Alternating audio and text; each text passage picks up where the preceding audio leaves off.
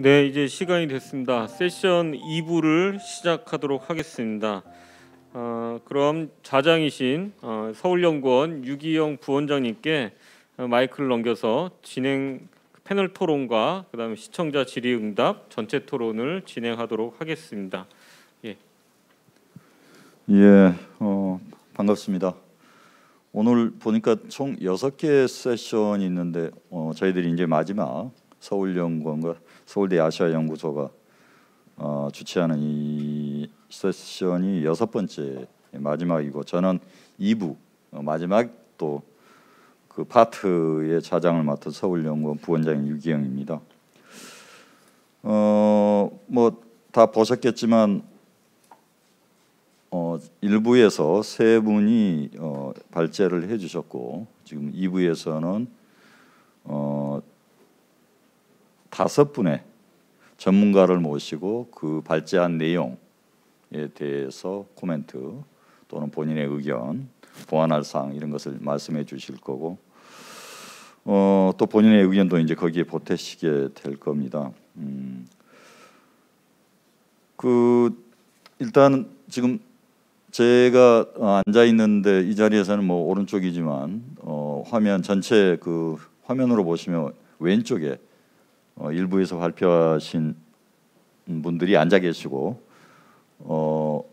화면의 오른쪽으로 지금 이제 토론을 하실 전문가 5분이 계시는데, 순서대로 제가 먼저 소개를 좀 드리도록 하겠습니다.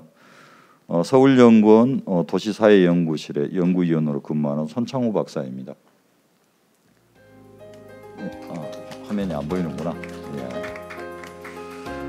그 옆에 역시 서울연구원에 근무하면서 도시공간연구실에서 관련 분야를 연구하고 있는 부연구위원 윤소연 박사입니다. 다음에 앉아 계신 분이 서울대학교 환경대학원의 윤순진 교수님이십니다.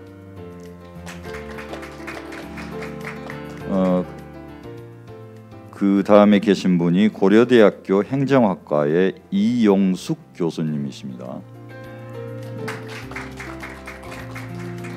마지막에 앉아 계신 분이 한신대학교 사회복지학과의 장익현 교수님이십니다. 사실 그 일부에서 3분의 발표가 있었습니다. 뭐 이제 다들 주의 깊게 들으셨기 때문에 뭐 다시 얘기할 것은 없겠지만, 그래도 또 토론이 조금 더 스무드하게 이어지기 위해서 간략하게 한번 정리를 먼저 해보면요. 그 첫 번째 정근식 교수님 팀은 코로나19를 사실은 이제 뉴노멀이다. 그 뉴노멀 중에 하나로 이제 보고, 그 도시에 어떤 과제들을 던지고 있는지를 이제 정리를 하셨고, 그 말미에 전환이라는 이 키워드를 통해서 그 대비가 왜 필요한지, 그다음에 어떤 방향이었으면 좋겠는지 그렇게 정리를 하고 계셨습니다. 그리고 두 번째 발표하신 고길근 교수님 팀 발표는 허정원 박사님께서 하셨고 했는데, 이제 도시라는 게 사실은 이제 특히 대도시는 지금과 같은 그 코로나19 같은 그런 이제 전염병에 대해서는 굉장히 취약할 수 있다는 그런 가설.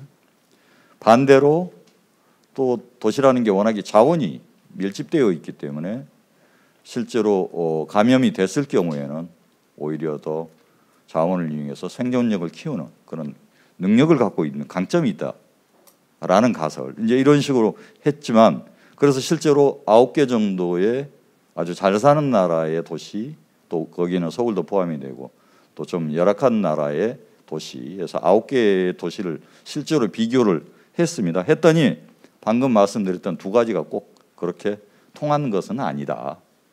결국은 도시가 어떤 정책을 취하고 그거에 시민들이 얼마나 스스로를 보호하기 위해서 호응하고 정책에 호응을 하고, 그 다음에 그게 지속되느냐, 이거에 따라서 결국은 그 대응력이 달랐다라는 게 지금까지 아마 연구가 계속되고 있는 것 같은데요.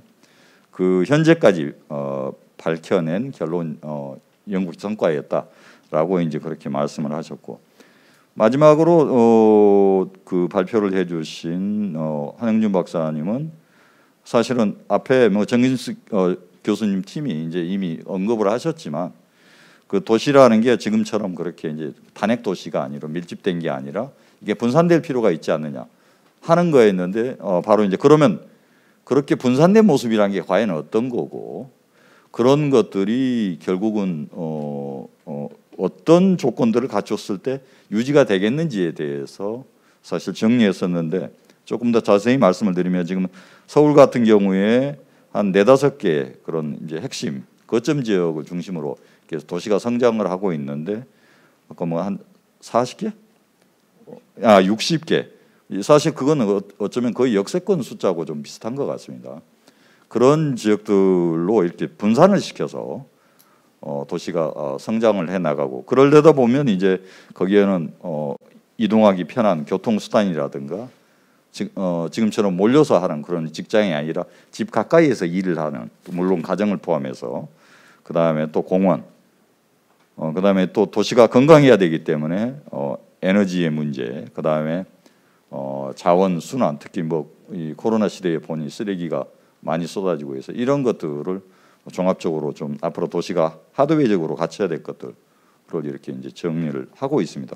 그래서 오늘 뭐 지금 아까 제가 우리 토론자분들을 소개를 드렸지만 굉장히 그 다양한 분야의 분들을 모셨습니다. 그래서 각각의 그 영역 또는 그걸 벗어나서 본인의 생각을 좀 정리를 다시 한번 토론으로서 해주실 거고 그게 끝나면 지금 우리 시청자들분께서 여러 가지 질문을 이렇게 지금 정리해서 올리시고 있는데 벌써 그 세 분이 주제 발표했던 것들에 대해서도 이미 질문이 와 있습니다. 그래서 우리 토론자분들의 토론이 끝나면 그 발제자분들께 그거에 대해서 질문도 듣고 또 토론자분들께 오는 그런 질문도 다시 한번 그 답변하는 그런 시간을 갖도록 하겠습니다. 그래서 저희들한테 주어진 시간이 1시간 그리고 또 뭐 플로어에 계신 분이라든가 그런 분들하고 질문에 답하는 시간을 다 해서 아무튼 1시간 반 정도도 주어져 있기 때문에 뭐 저희들이 시간은 그렇게 부족한 거 아닌 것 같으니 충분히 활용하는 노력하겠고 끝나면 끝나는 대로 또 마무리를 하도록 하겠습니다.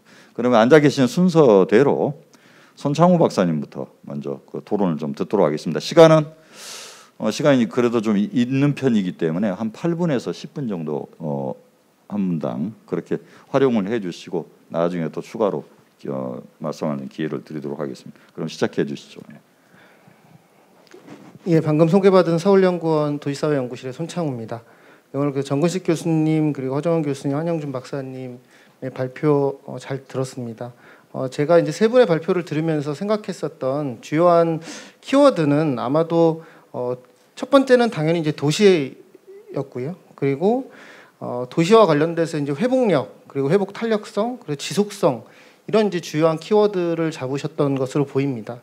그런 측면에서 특히 도시가 지금까지의 도시가 얼마나 취약했냐, 특히나 감염병에 얼마나 취약했냐에 대한 부분에 대해서도 많이 언급을 해주셨고요. 다만 앞서서 언급해 주셨던 것처럼 뭐 도시가 갖고 있는 뭐 밀도라든가 뭐 인구 이동, 뭐 문화적인 다양성의 감염병 위기와 관련된 이 위험 요소들이 있지만 저는 이제 여기서 조금 더 강조하고 싶은 것 중에 하나가 이 감염 관리라고 하는 것이 저희가 그동안은 계속 어떤 지침이 나오면서 잠시 잊고 있었는데요. 감염병과 관련된 이제 리터러시가 중요합니다. 감염병을 얼마나 이해하고 있고 감염병 예방에 대해서 얼마나 관심을 갖고 있는지가 중요하다. 저희가 자꾸 지침을 만들다 보니까 이제 그 부분에 대해서 또 다시 좀 간과를 한 게 아닌가라는 생각이 듭니다. 그 부분이 도시와 그렇지 않은 지역의 그 감염병 리터러시에 대한 이제 큰 차이가 나타나는 부분들이 있고 도시 안에서도 계층 간 그리고 지역에 따라서도 큰 차이가 있습니다. 그래서 그 부분을 좀 다시 한번 강조하고 싶다는 말씀을 드리고요.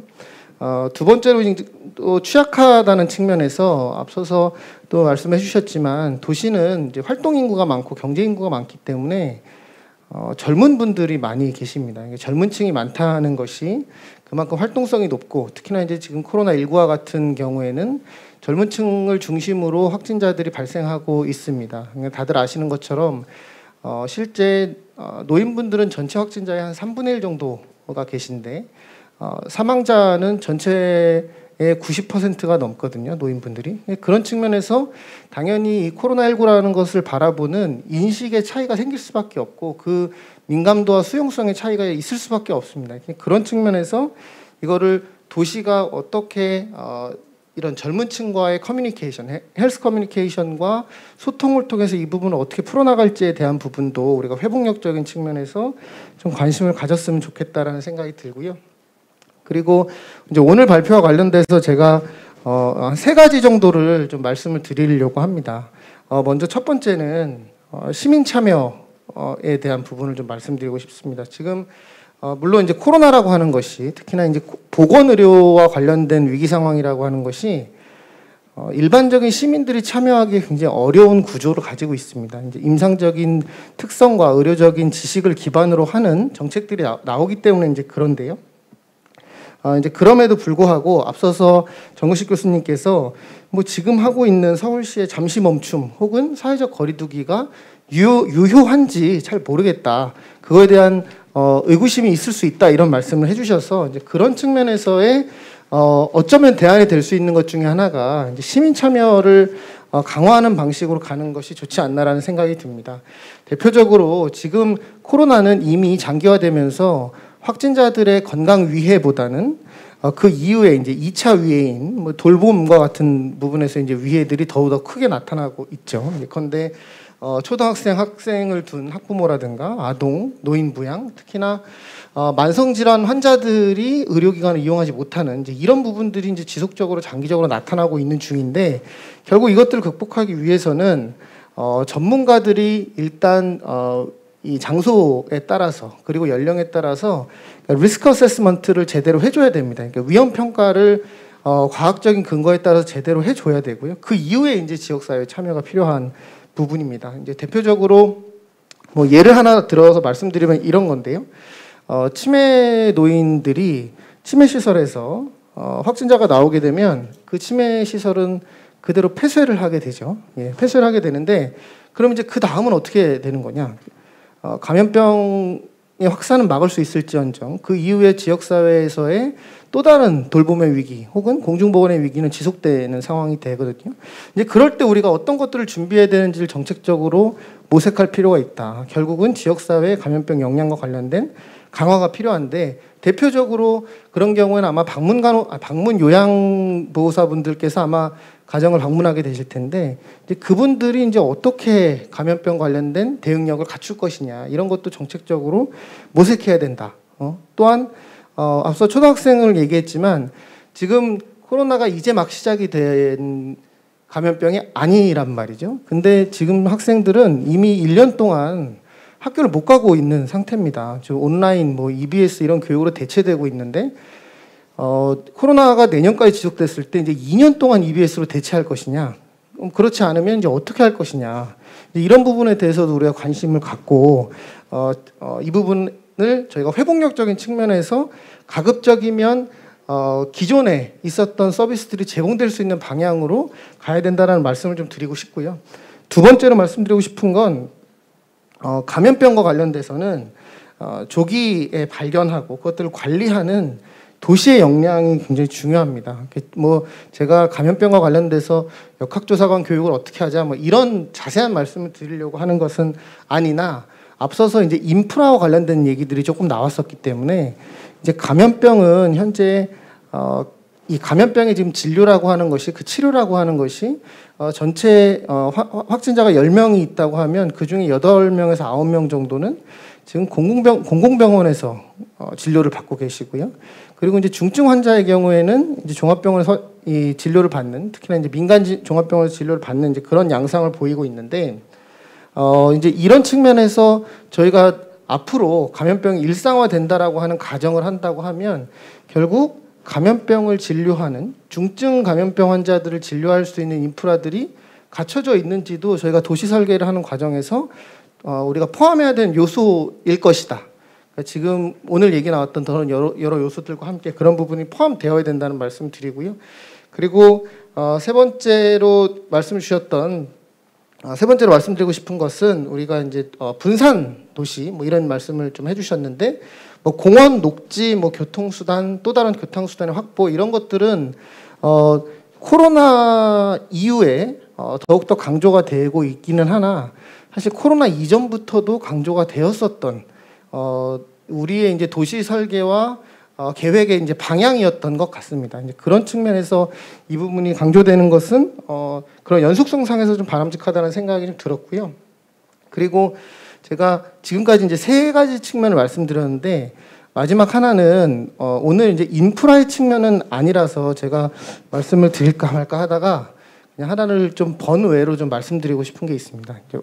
도시의 회복력이라는 걸 얘기할 때 저는 간과하지 말아야 될 것 중에 중요한 부분이 이제 이런 이제 물리적인 인프라를 통한 회복력도 있지만 또 다른 회복력 측면이 지금 코로나19로 인한 지역 사회가 겪고 있는 어떤 낙인이라든가 또 차별의 문제들이 있거든요. 그리고 지금 우리가 알든 알지 못하던 코로나로 인해서 지금 그 지역에서 방역하시는 또 중앙에서 방역을 하고 의료인들의 지금 여러 가지 노력과 희생들이 있습니다. 이제 이런 부분들이 저희가 이거를 이제 극복해 나가는 과정에서 어떻게 이 사회성을 극복할 거냐, 어떤 연대성을 극복할 거냐라는 그런 측면에서도 좀 저희가 잊지 말고 인프라 구축과 함께 좀 강조해서 바라봐야 될 지점이 아닌가라는 생각을 해보면서 오늘 토론 마치도록 하겠습니다. 고맙습니다. 네. 시간을 많이 줄여주셨네. 네.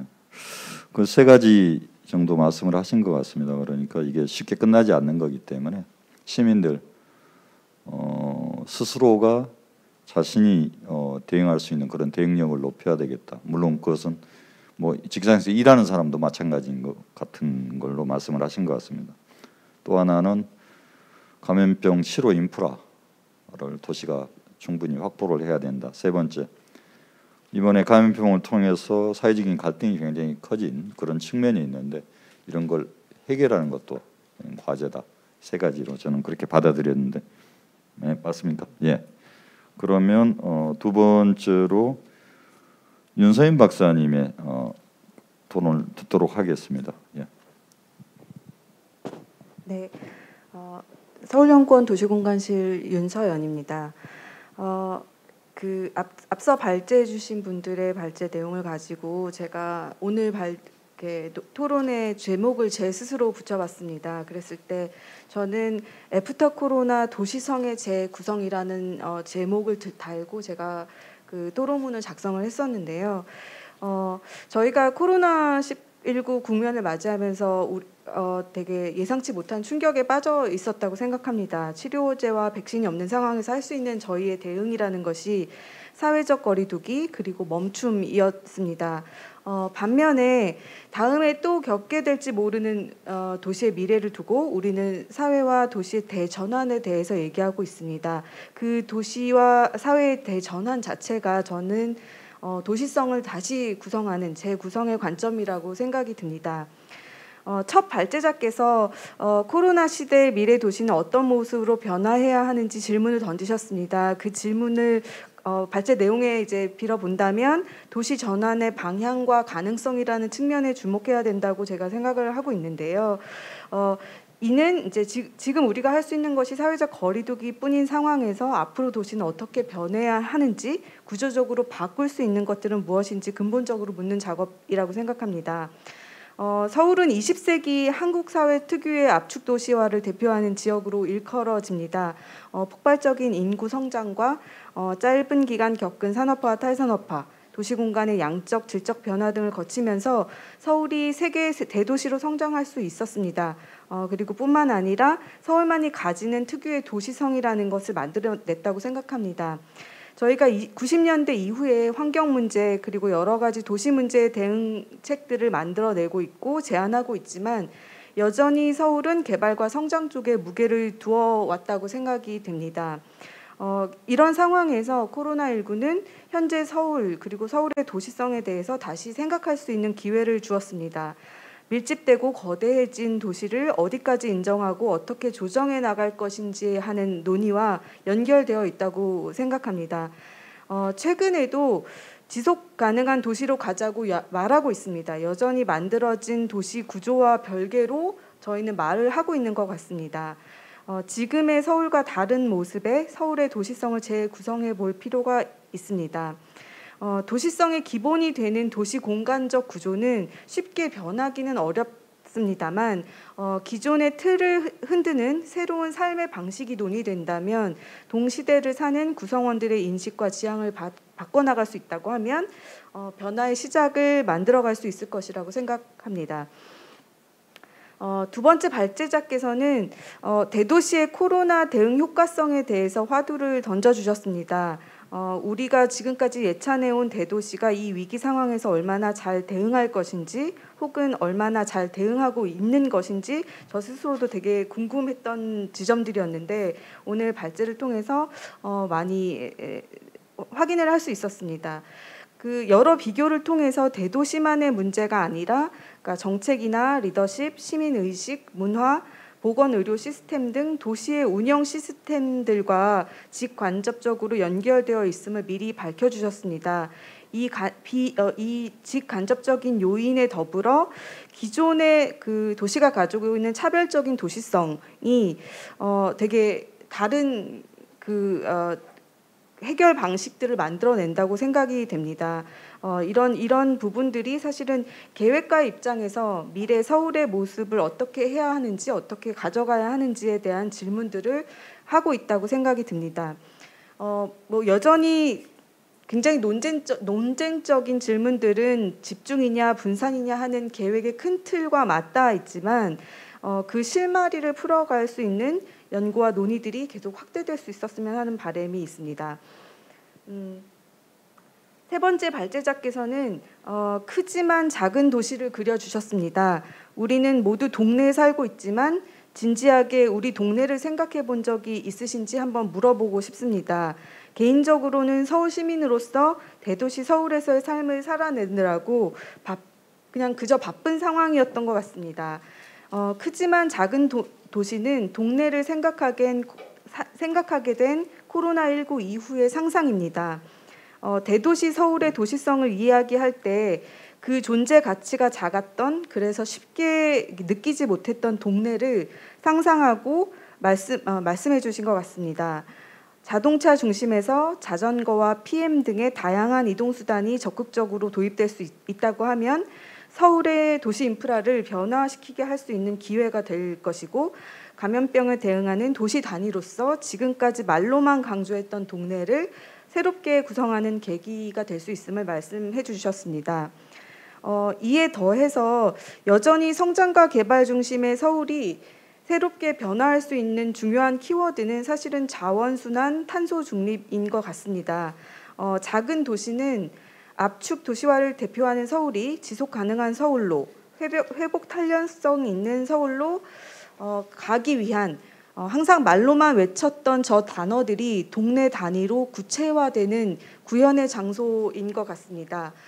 작은 도시가 우리에게 주는 여러 가지 의미를 생각해 볼 때 저 뒤에만 있었던 저 단어들이 앞으로 계속 나와서 새롭게 도시를 구성한다고 하는 새로운 요소로 자리매김할 수 있으면 좋겠습니다.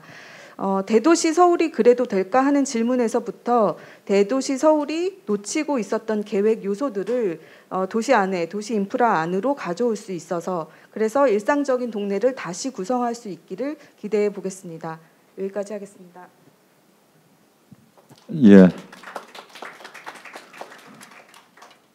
뭐 토론 끝나면 항상 그렇게 박수를 좀 크게 쳐주시기 바랍니다. 뭐 윤소민 박사님은 아마 지금 저희 부서 명칭에도 나와 있지만 근무하는데 도시계획과입니다.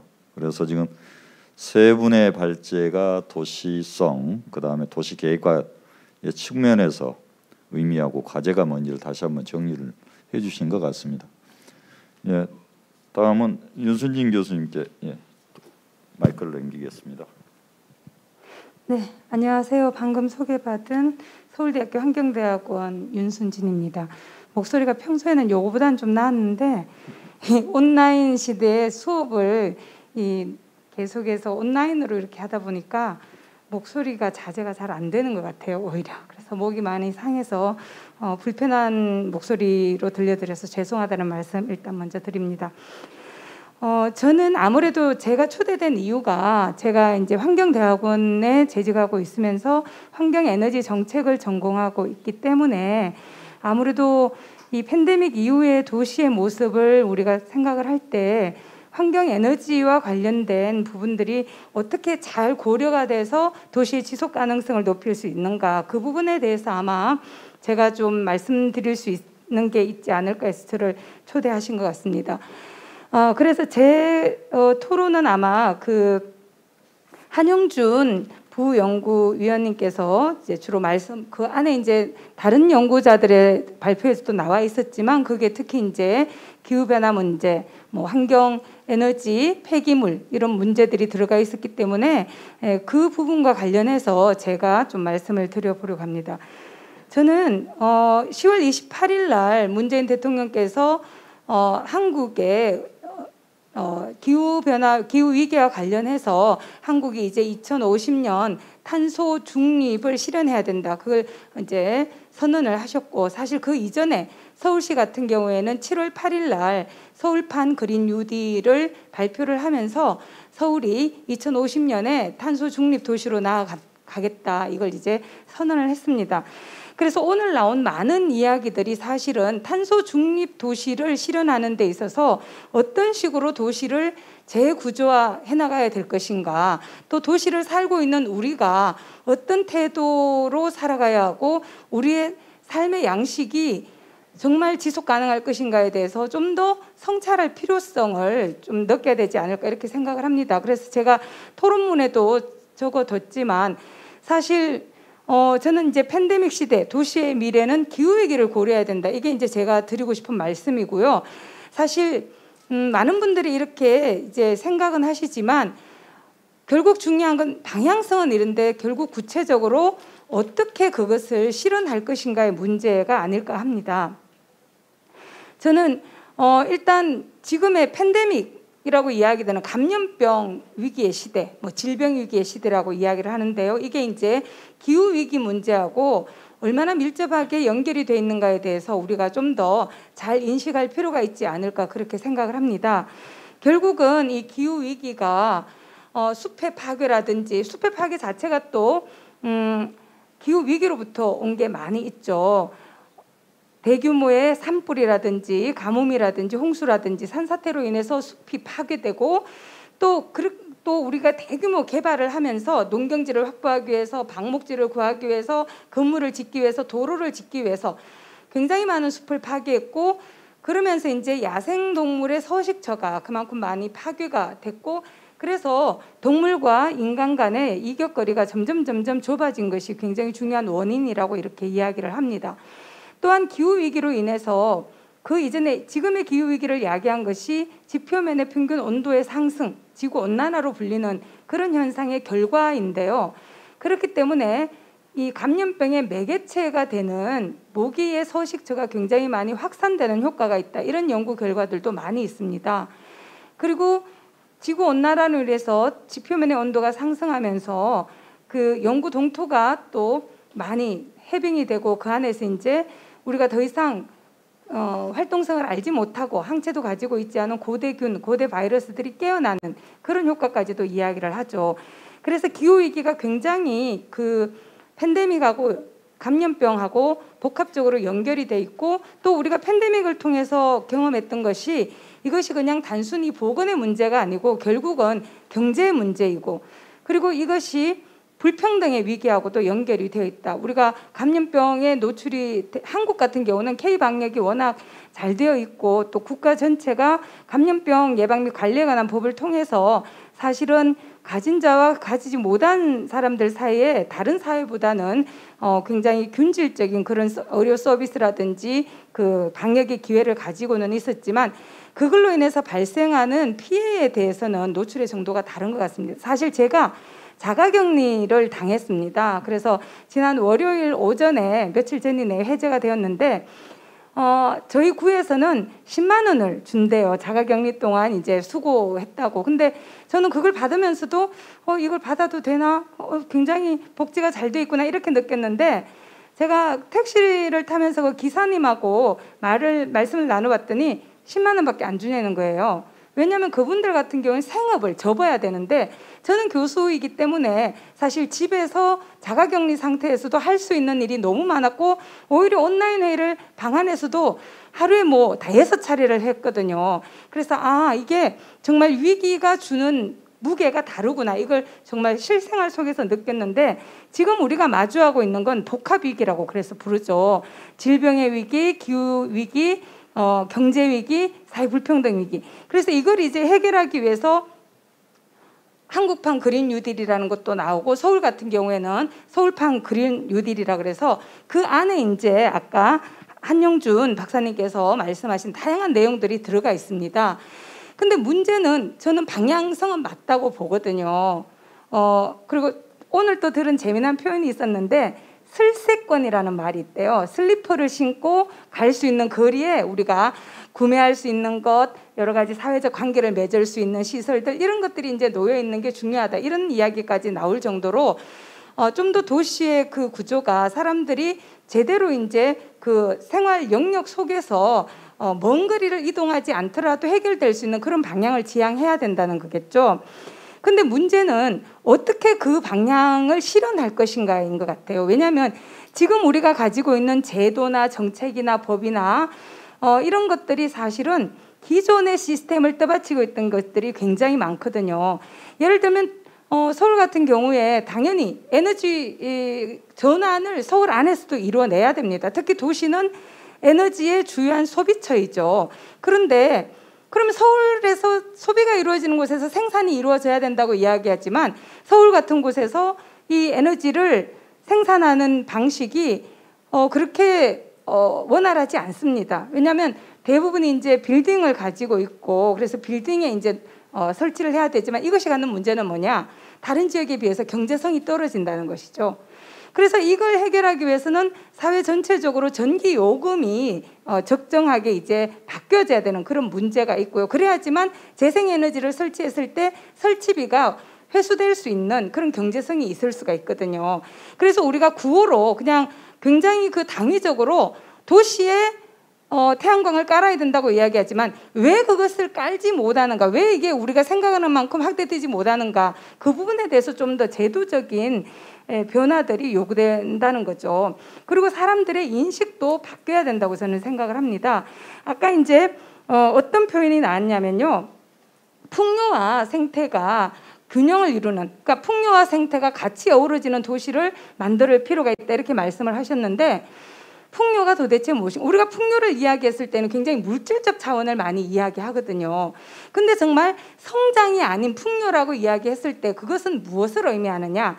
이것이 단순히 물질적인 풍요가 아니라, 또는 물질적으로 우리가 좀 더 간소화된 소박한 삶을 살면서 생태를 지킬 수 있는 게 아닌가. 근데 우리가 과연 지금의 이런 풍요로움을 어디까지 포기할 수 있는가, 또는 이걸 유지하면서도 에너지 전환을 제대로 이뤄낼 수 있는가. 그리고 도시 같은 경우는 기후위기 자체에 굉장히 노출이 많이 됩니다. 폭염도, 열섬 현상 때문에 폭염도 더 강화되고, 불투수면이 많기 때문에 침수의 위험도 크고, 그랬을 때 이런 것들에 대해서 우리가 인프라에 대한 어떤 그 시스템적인 변화도 필요하지만, 그것을 방해하는 다양한 제도와 인식, 법, 정책, 이런 부분에 대해서 좀 더 긴밀하고 구체적인 어떤 고민이 필요하다는 거죠. 그래서 오늘 제가 다 말씀을 드릴 수는 없는데요.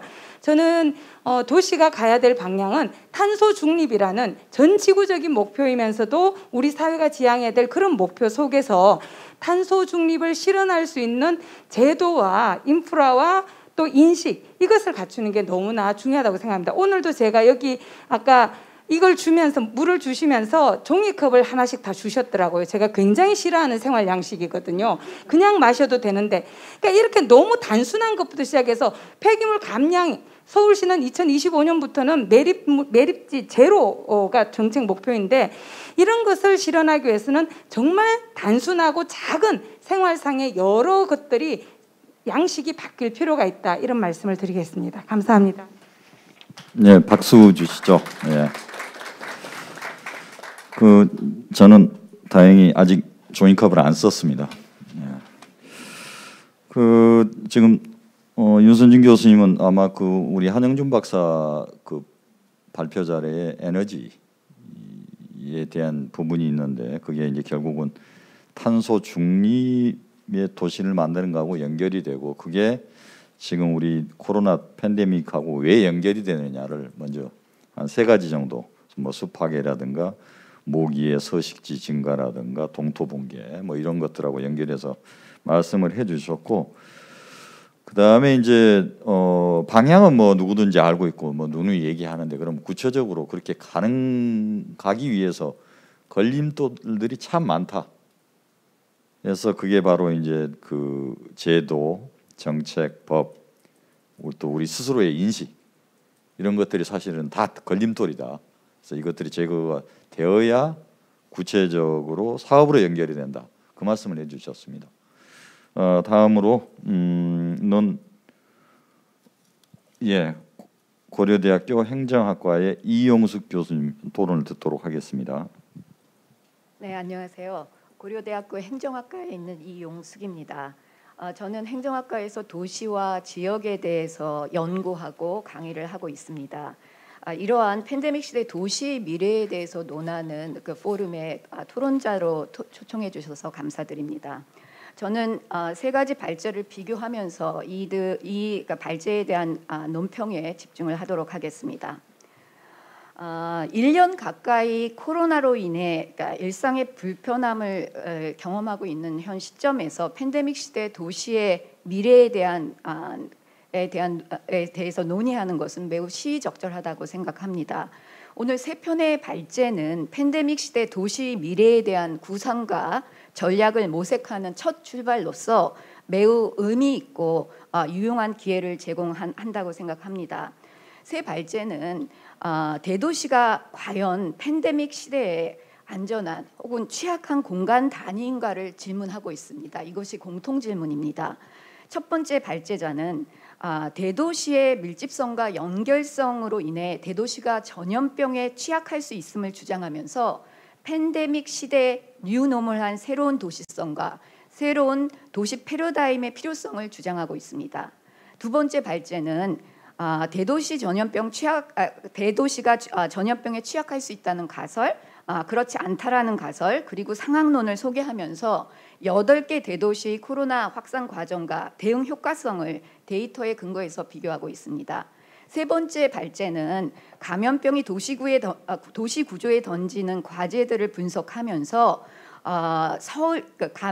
감염병 시대에 대응하기 위해서 서울시의 도시 계획과 도시 인프라의 혁신 방향을 소개하고 있습니다. 그러면서 감염병 시대에 대응하기 위한 다핵 분산형 도시로의 공간구조 개편을 주장하고 있습니다. 이러한 공통의 질문에 대해서 세 발제는 다양한 답과 해결책을 제시합니다. 우선 두 번째 발제자 같은 경우는 이 공통의 질문에 대해서 대도시가 더 취약할 수도 아니면 그렇지 않을 수도 있다라고 답을 합니다. 그 선진국의 대도시와 그 개발도상국의 대도시를 이렇게 비교하면서 그러니까 풍부한 의료 자원의 이점을 누리는 그 선진국의 대도시는 그렇게 취약하다라고 볼 수 없겠지만 인구 밀집에 따른 위생 저해 요인이 큰 그 개발도상국의 대도시는 더 위험할 수 있다라고 얘기를 하고 있습니다. 대도시가 위험하지 않을 수도 있기 때문에 해결책 자체가 도시 패러다임 변화나 도시 공간 구조의 변화 이러한 것을 주장하고 있지는 않습니다.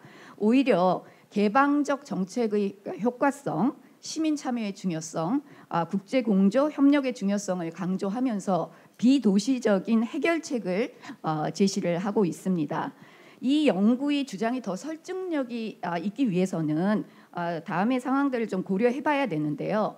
왜 8개 대도시를 선정했는지에 대한 심도 있는 논의가 좀 필요할 것 같고요. 대도시 기준을 어떻게 잡았는지 이 부분에 대해서도 명확히 밝히는 것이 필요하다라고 생각이 듭니다.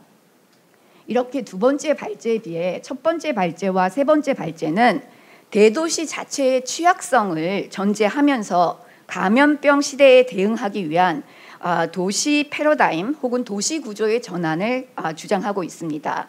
첫 번째 발제는 두 번째 발제자가 강조했던 대도시 밀집성보다 오히려 대도시가 갖고 있는 높은 이동성이 더 문제가 될 수 있다. 대도시의 높은 이동성이 전염병의 확산의 주 원인으로 될 수 있다라는 것을 주장하면서 새로운 도시 구조로의 전환을 주장하고 있습니다. 발제 내용에서 여러 가지 도시 관련된 개념이 나옵니다. 뭐 포용 도시, 회복 탄력성 도시, 뉴노멀에 맞는 도시성 등 다양한 이런 도시 개념들이 이렇게 등장하고 있는데요.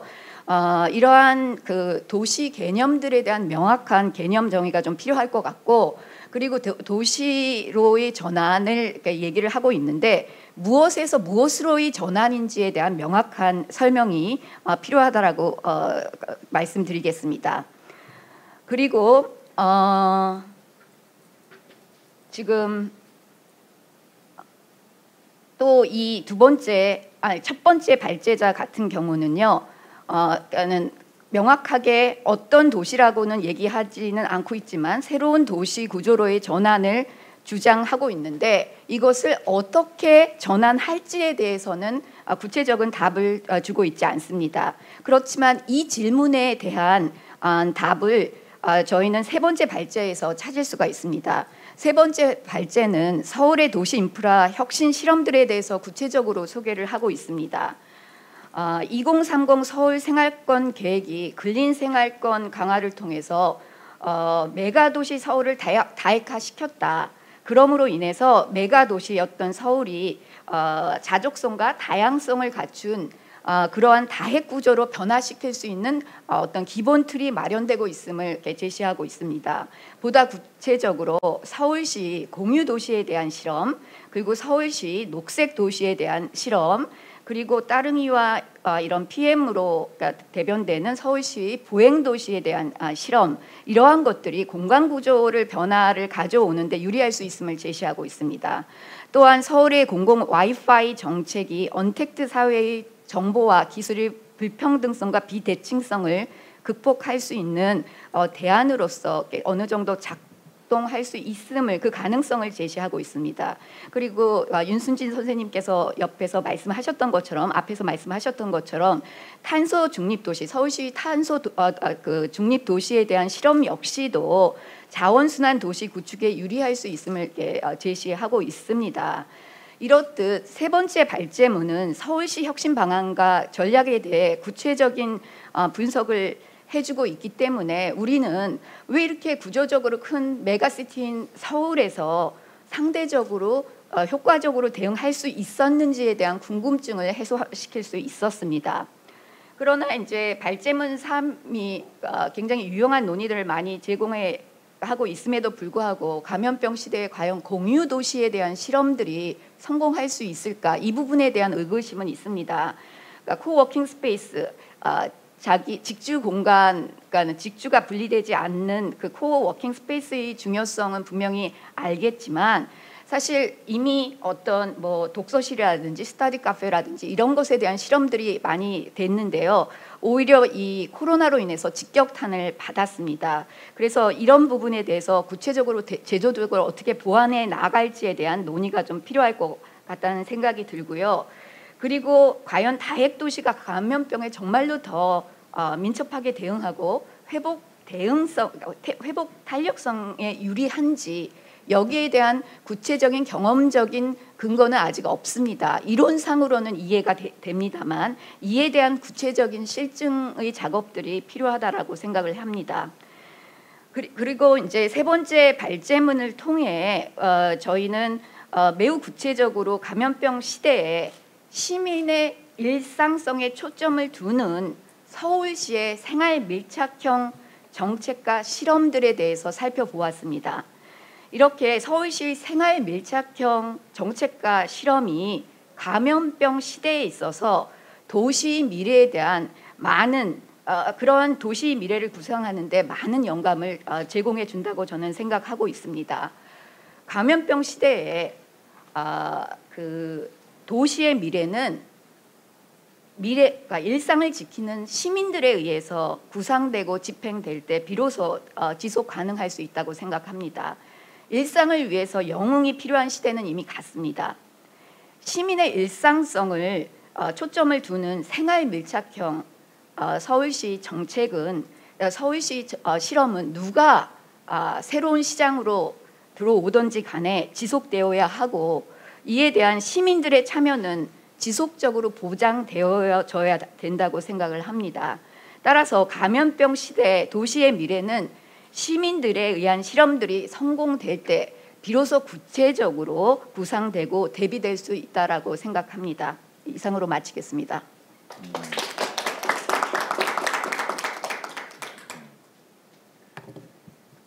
예, 이영숙 교수님은 사실은 그 허정훈 박사님하고 한영준 박사님한테 질문도 좀 던진 것 같아요. 그래서 이따 좀 답을 해주실 필요도 있는 것 같은데 하나하나 이 각 연구의 내용을 비교하시면서 왜 8개 도시, 저는 9개로 봤는데 8개였나요? 아무튼 왜 거기 도시를 비교하게 됐는지에 대해서 궁금하신 점이 좀 있으신 것 같고, 그 다음에 한영준 박사님에 대해서는 감염병 시대가 이런 상황인데 지금 또 최근에 했던 공유도시의 우리의 실험들 이런 것들이 과연 앞으로도 서바이벌 할 수 있는 그런 가치나 그런 건지 좀 궁금하시다라는 말씀을 하셨고, 여러 가지 앞으로 보완해야 될 사항들 그런 것도 효과 확인해야 될 내용들 말씀을 하셨지만 궁극적으로는 결국은 우리 시민들이 결국은 어떻게 해야 되고 실제로 시민들이 그걸 실험을 통해서 확인하고 했을 때 그게 결국 성공하는 그런 게 되지 않겠느냐에 의해서 그 말씀을 마지막으로 마무리로 정리를 해주신 것 같습니다. 지정 토론자의 마지막입니다. 장익현 한신대 사회복지학과 교수님 토론 듣도록 하겠습니다. 예. 네, 안녕하세요. 한신대학교 사회복지학과의 장익현입니다. 이런 토론에서 항상 마지막에 토론을 하게 되면은 앞에 분들이 할 말 다 하셔가지고 제가 이렇게 뭐라고 이렇게 드릴 말씀이 애매해지는 그런 상황인데, 이제 저는 이제 사회복지학과에서 학생들을 가르치면서 사회복지 연구하면서 이제 저희 그 복지 정책, 복지 행정적인 관점에서 한번 조금 말씀을 드려보도록 하겠습니다. 그래서 제가 특별히 발표하신 분들에 대해서 어떤 코멘트를 드릴 것보다는 이제 거기 위에 얹어서 이런 부분도 우리가 같이 고민했으면 좋겠다라고 생각하는 부분들을 말씀드리는 거라고 생각하시면 될 것 같습니다. 우선은 대도시가 과연 감염병에 취약한 것인가, 감염병의 전달 매개체인 것인가. 우리 중세 시대 때부터 역사를 보면은 항상 대도시는 패스트도 그렇고 콜레라도 그랬고요. 대도시는 항상 그 감염병이 가장 빨리 퍼지는 그런 것이 있었죠.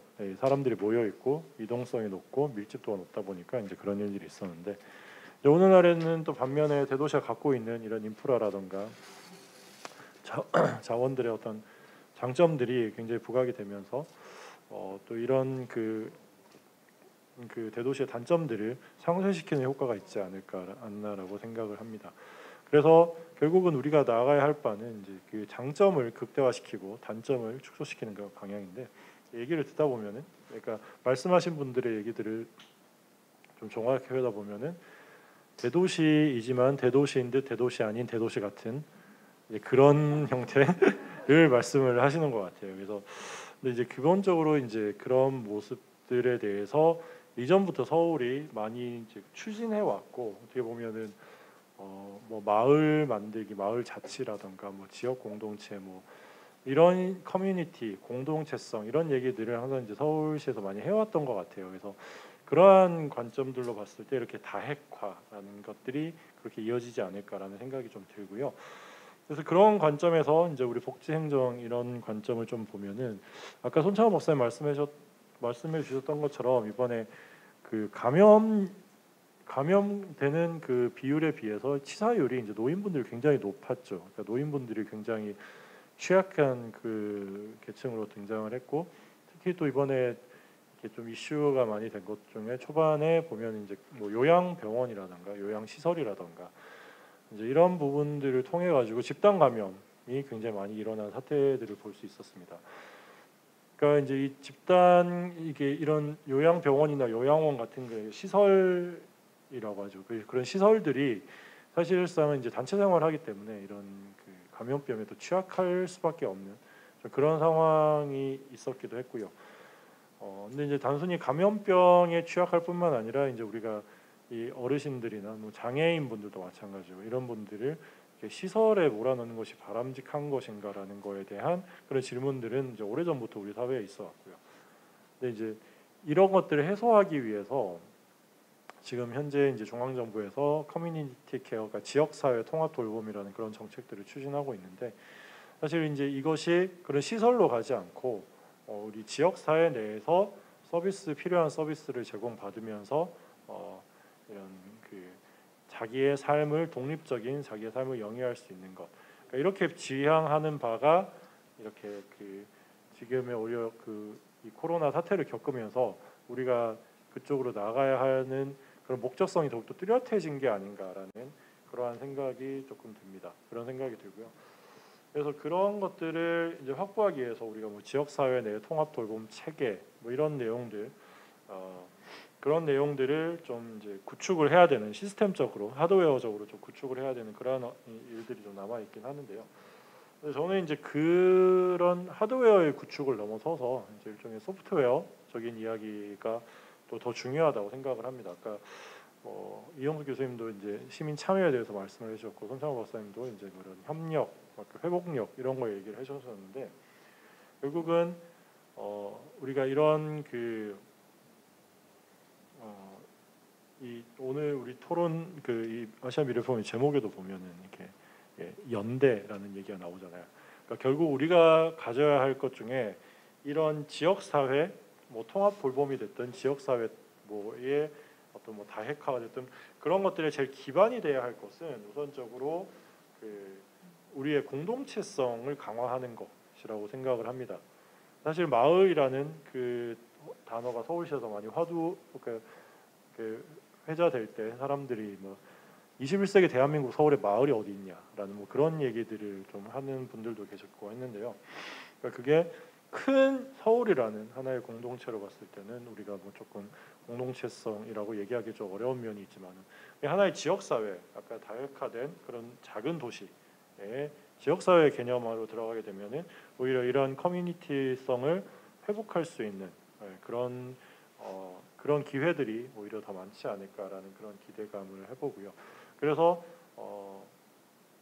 시민들 간에 우리가 이제 흔히 말하는 사회적 자본이라고 하는 그런 시민들 간의 서로 간의 신뢰, 그다음에 서로 간의 연대감 이런 부분들이 이렇게 이 지역 사회를 탄탄하게 만드는 가장 기본이 아닐까라는 생각이 듭니다. 그래서 얼마 전에 서울시 성동구에서 필수 노동자에 대한 지원 조례를 통과를 시켰거든요.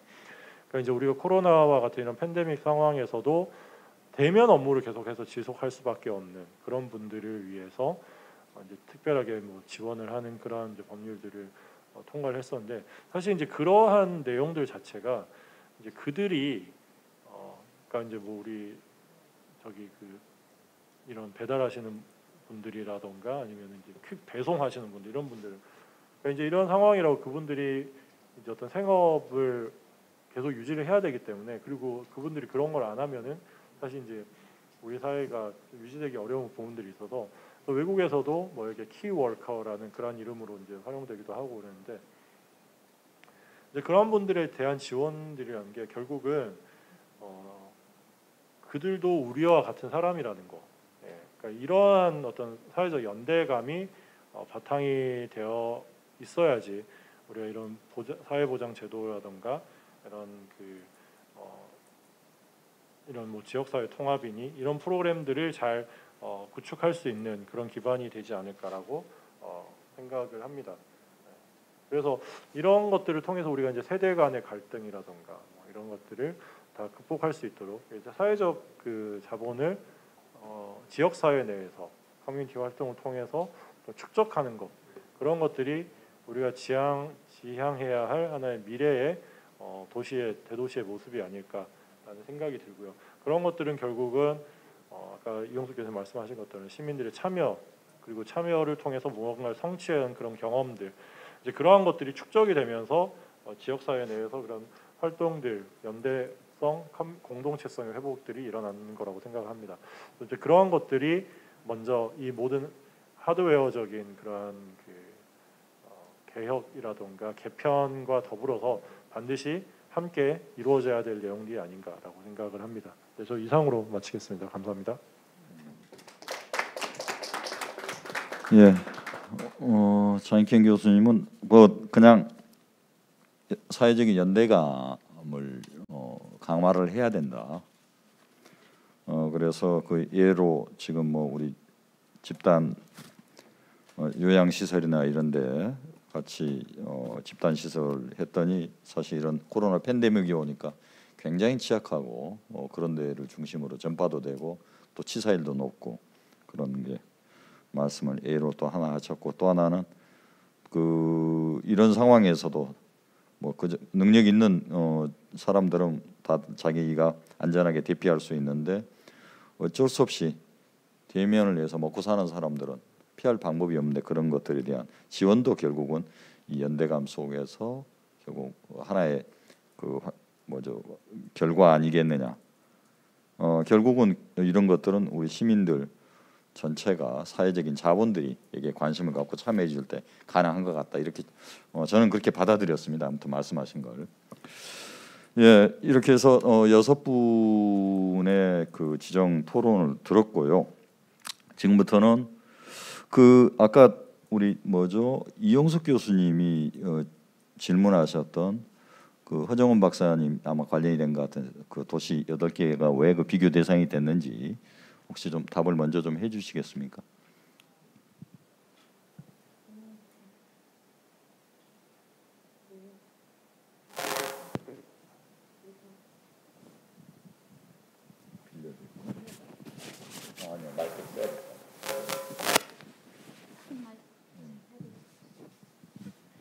네, 이용숙 선생님께서 질문해 주신 부분에 답을 드리겠습니다. 제가 그 부분에 대해서 명확하게 설명을 못 드린 것 같은데요. 저희가 원래 처음에 연구를 설계할 때는 각 대륙별 대표적인 국가, 그리고 그 국가에 대한 수도, 이런 식으로 이제 대도시를 선정을 해서 연구를 진행하려고 했습니다. 근데 아까 말씀드렸던 대로 저희가 이 연구를 진행함에 있어서 이제 각 대도시의 정책 대응을 구체적으로 조사하는 것을 목적으로 하다 보니까 저희가 여기 앉아서 구할 수 있는 어떤 통계 자료나 이런 것들보다는 실질적으로 그 각각의 대도시에서 이러한 실질적인 정책 대응에 대한 자료를 수집해 주실 수 있는 그런 연구자와 파트너십을 맺어서 연구를 진행하기로 결심하였기 때문에 그 부분에 있어서 이제 저희가 좀 편의적으로 도시를 선정한 측면이 있습니다. 그리고 또 문제가 되는 건 이제 미국 같은 경우인데요. 미국 같은 경우는 당연히 워싱턴 DC가 수도이지만 미국 전체에서 차지하는 어떤 위치라든지 아니면 사회경제적인 어떤 위상이라든지 이런 것을 감안해서 이제 뉴욕으로 선정을 한 것이고요. 사실 저희가 이제 오늘 발표한 것은 8개 대도시밖에 되지 않지만 실질적으로 연구를 진행하고 있는 것은 한 10개의 대도시 정도 됩니다. 그런데 다 아시다시피 이게 대도시별 통계가 유의하지 않은 지역이 많아가지고 이제 오늘 발표에서는 뭐 예를 들면 테헤란 같은 도시라든지 그런 도시는 이제 저희가 사례를 발표하지 못했어요. 그래서 그 어떤 이 대도시 선정에 있어서 어떤 과학적이라든지 아니면 일반적인 기준에 따라서 선정하지 못한 것은 사실이지만 이제 저희 나름대로 최대한 가능한 대로 각 그 대륙별 좀 대표성을 할 수 있는 그런 도시를 선정하려고 노력을 하고 있고요. 지금 이제 남미 같은 경우가 많이 빠져 있어가지고 브라질이라든지 아니면 칠레를 넣으려고 지금 연구 중에 있습니다. 감사합니다. 답이 정확히 됐는지 모르겠지만 혹시 더 추가로 궁금하신 게 있으면 나중에 자리를 파하고 또 추가로 얘기하실 시간을 가졌으면 좋겠습니다. 그 뭐 사실은 이용숙 교수님이 뭐 질문을 던진 건 아니었을 수도 있는데 그래도 뭐 이런 자리에서 또 얘기를 하는 게 좋을 것 같아서 그 한영준 박사님께는 그 공유도시의 이런 상황에서의 뭐 가치, 지속성 그거에 대해서도 사실은 좀 궁금해하셨던 것 같습니다. 뭐 답을 하실 수 있으면 해보시죠. 네. 저희도 연구를 하면서 과연 이 공유도시라는 컨셉을 넘는 것이 맞냐, 이 감염병 시대라는 고민을 많이 했었습니다. 그런데 저희가 이제 넣은 이유는 저희가 공유라고 하는, 그러니까 예를 들어서 아까 말씀드린 뭐 공유 오피스 예를 들면 집에서 일을 하는 경우와 공유 오피스를 이용하는 경우를 비교하는 것은 아니었고요. 당연히 둘 다 가능하다면 집에 있는 것을 권장을 하지만 지금 사람들 특히 이제 서울에 계신 분들의 상황을 들여다봤을 때는 뭐 여러 가지 이유로 집에 계시지 않고 민간의 시설로 어떻게 보면 무분별하게 나가시는 분들이 좀 많이 있는데 그런 분들을 과연 공공에서 도시에서 손을 놓고 그냥 민간에 각자의 책임에 맞춰서 가도록 하는 것이 맞느냐, 아니면 도시에서 어느 정도의 부담을 감수하더라도 그분들을 그래도 공공의 관리하에 들어있는 그런 시설물을 공급하는 것이 맞느냐라는 논의에서 그래도 도시의 역할이 필요하다라는 관점에서 이제 공유 도시를 말씀을 드린 내용이었고요. 뭐 이렇게 말씀을 드리면은 실제로 그런 시설물을 집행해야 되시는 실제 업무를 하시는 공공에 계신 분들 입장에서는 상당히 부담스러울 수 있습니다. 왜냐하면은 뭐 실제 감염률이 더 높더라도 민간에서 발생하는 사건에 대해서는 어떻게 보면은 책임을 이제 안 져도 되는데 공공에서 도시에서 그런 부담을 감수하고서라도 해야 되냐라고 이제 물어보실 수는 있을 것 같아요. 하지만 그럼에도 불구하고 도시의 기능이라는 역할에서 봤을 때는 저는 이제 그런 위험을 감수하고서라도 도시에서의 기능이 필요하다고 생각을 합니다. 그래서 공유라는 개념이 공유가 아닌 것과 공유를 비교한 거는 이제 아닌 그런 개념이었고요. 그리고 아까 또 말씀하신 내용 중에 다핵 도시가 과연 감염병에 유리한가라는 거는 실증 작업이 사실은 거의 뭐 없었습니다. 저도 보면서 외국에서 다핵 도시가 과연 있나, 거기는 어떻게 됐나라는 생각을 해봤을 때 사실은 서울만큼의 도시화가 진행된, 그러니까 다핵화가 진행된 대도시도 거의 없을 뿐더러 지금 대부분 도시가 컨셉적으로만 제시하고 있을 뿐이지 실제적으로 된 경우는 이제 많이 없었거든요.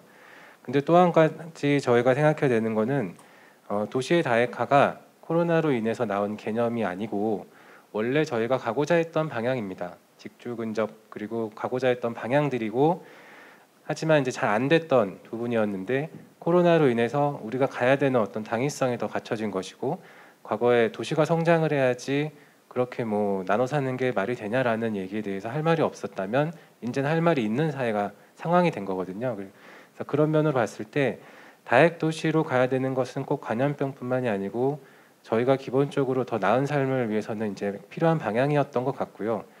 이번 코로나가 굳이 장점을 찾자면 그런 새로운 방향으로 나아가는 것에 어떤 뒷받침이 될 수 있는 또 필요성을 제시해주는 그런 상황이 되지 않았을까 이렇게 생각을 합니다. 네, 이상입니다.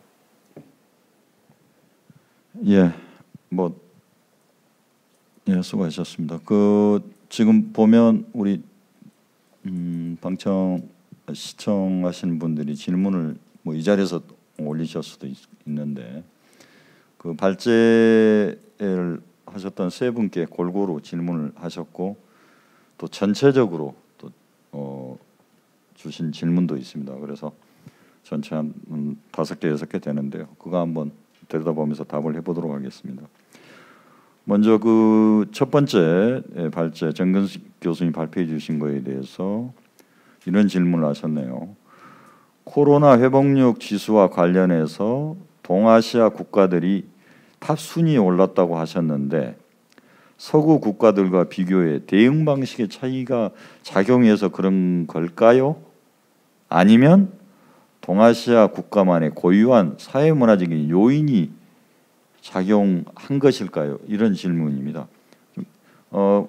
정근식 교수님 아마 급한 일이 있어서 자리를 뜨셨지만 그 같은 연구팀의 윤종석 박사님이 이 자리에서 계십니다. 답을 하실 수 있겠습니까? 예, 부탁합니다. 네, 그 질문 감사합니다. 아까 그렇지 않아도 정근식 교수님께서 가시기 전에 이 질문을 보고 저랑 같이 좀 논의를 하신 사항이 있어서 이제 그것들을 좀 전달을 드리고 같이 좀 고민을 나눠 보면 좋을 것 같습니다. 일단 질문을 하신 부분이 정근식 선생님도 그러고 그리고 저도 그렇고 이제 굉장히 이제 중요한 질문이라고 생각이 듭니다. 결국 그 질문이라는 거는 그러니까 동아시아 국가들이 코로나에 상대적으로 이제 대응을 잘한 것이 과연 기존에 있었던 이미 기존에 준비되어 있었던 것인지 아니면 코로나 이후에 이제 새롭게 이제 정책적인 효과에 의해서 발생이 된 것인지는 사실 굉장히 중요한 질문이고 앞으로 이제 더욱 이제 탐구해야 할 질문인데요. 저희도 좀 고민을 해봤지만 아직까지 이제 저희가 이제 연구로서 이제 밝혀낸 바로는 이제 강하게 이제 정책적 효과다라고만 이야기하기는 좀 어렵지 않을까라는 좀 생각이 듭니다. 왜냐하면 동아시아 각 국가가 지금 하고 있는 이제 대응 자체도 사실은 어떻게 보면 지금까지의 어떤 결과이고 이제 나중엔 또 이제 어떤 식으로 좀 변할지 아직 모르니까 아까 정근식 교수님께서 계속 잠정적인 이제 결과라고 항상 말씀하셨는데요. 지금까지의 어떤 결과를 놓고 이제 평가를 하기보다는 조금은 좀 열어놓고 앞으로 우리가 지금 질문해 주신 질문이 굉장히 이제 중요한 부분이고 그렇기 때문에 우리 스스로의 어떤 경험과 우리 스스로의 어떤 아까 여러 선생님께서 말씀해 주셨던 어떤 시민 주도의 어떤 이니셔티브라든지 어떤 참여라는 거를 잘 이제 생각을 해 가면서 좀 답을 좀 찾아 나가는 좀 과정으로 좀 생각을 해볼 수는 있을 것 같습니다. 네, 이 정도로 좀 마치겠습니다. 예. 알겠습니다. 예, 이따 좀 하시죠. 지금 질문들이 아직 있어서 하고 시간이 되면 하겠습니다. 두 번째 허정원 박사님께는 이런 질문이 왔습니다. 우리나라 GDP 대비 코로나 대응 지출 예산은 아까 마저 다른 나라 이 지출 예산들 보여주셔서 그런 것 같은데 우리나라의 경우 GDP 대비 코로나 대응 지출 예산은 글로벌 수준에 비춰 어느 정도 수준이라고 생각하십니까? 지금 이런 질문을 하셨는데 답할 수 있겠습니까? 네. 지금 아까 잠깐 화면을 보여드릴 수 있는지는 모르겠지만 저희가 지금 나와 있는 지표 자체는 이게 전체가 아니라 저희 연구 대상 중에서만 보여드리는 것이기 때문에 그 중에서는 결코 낮지 않은 수준입니다.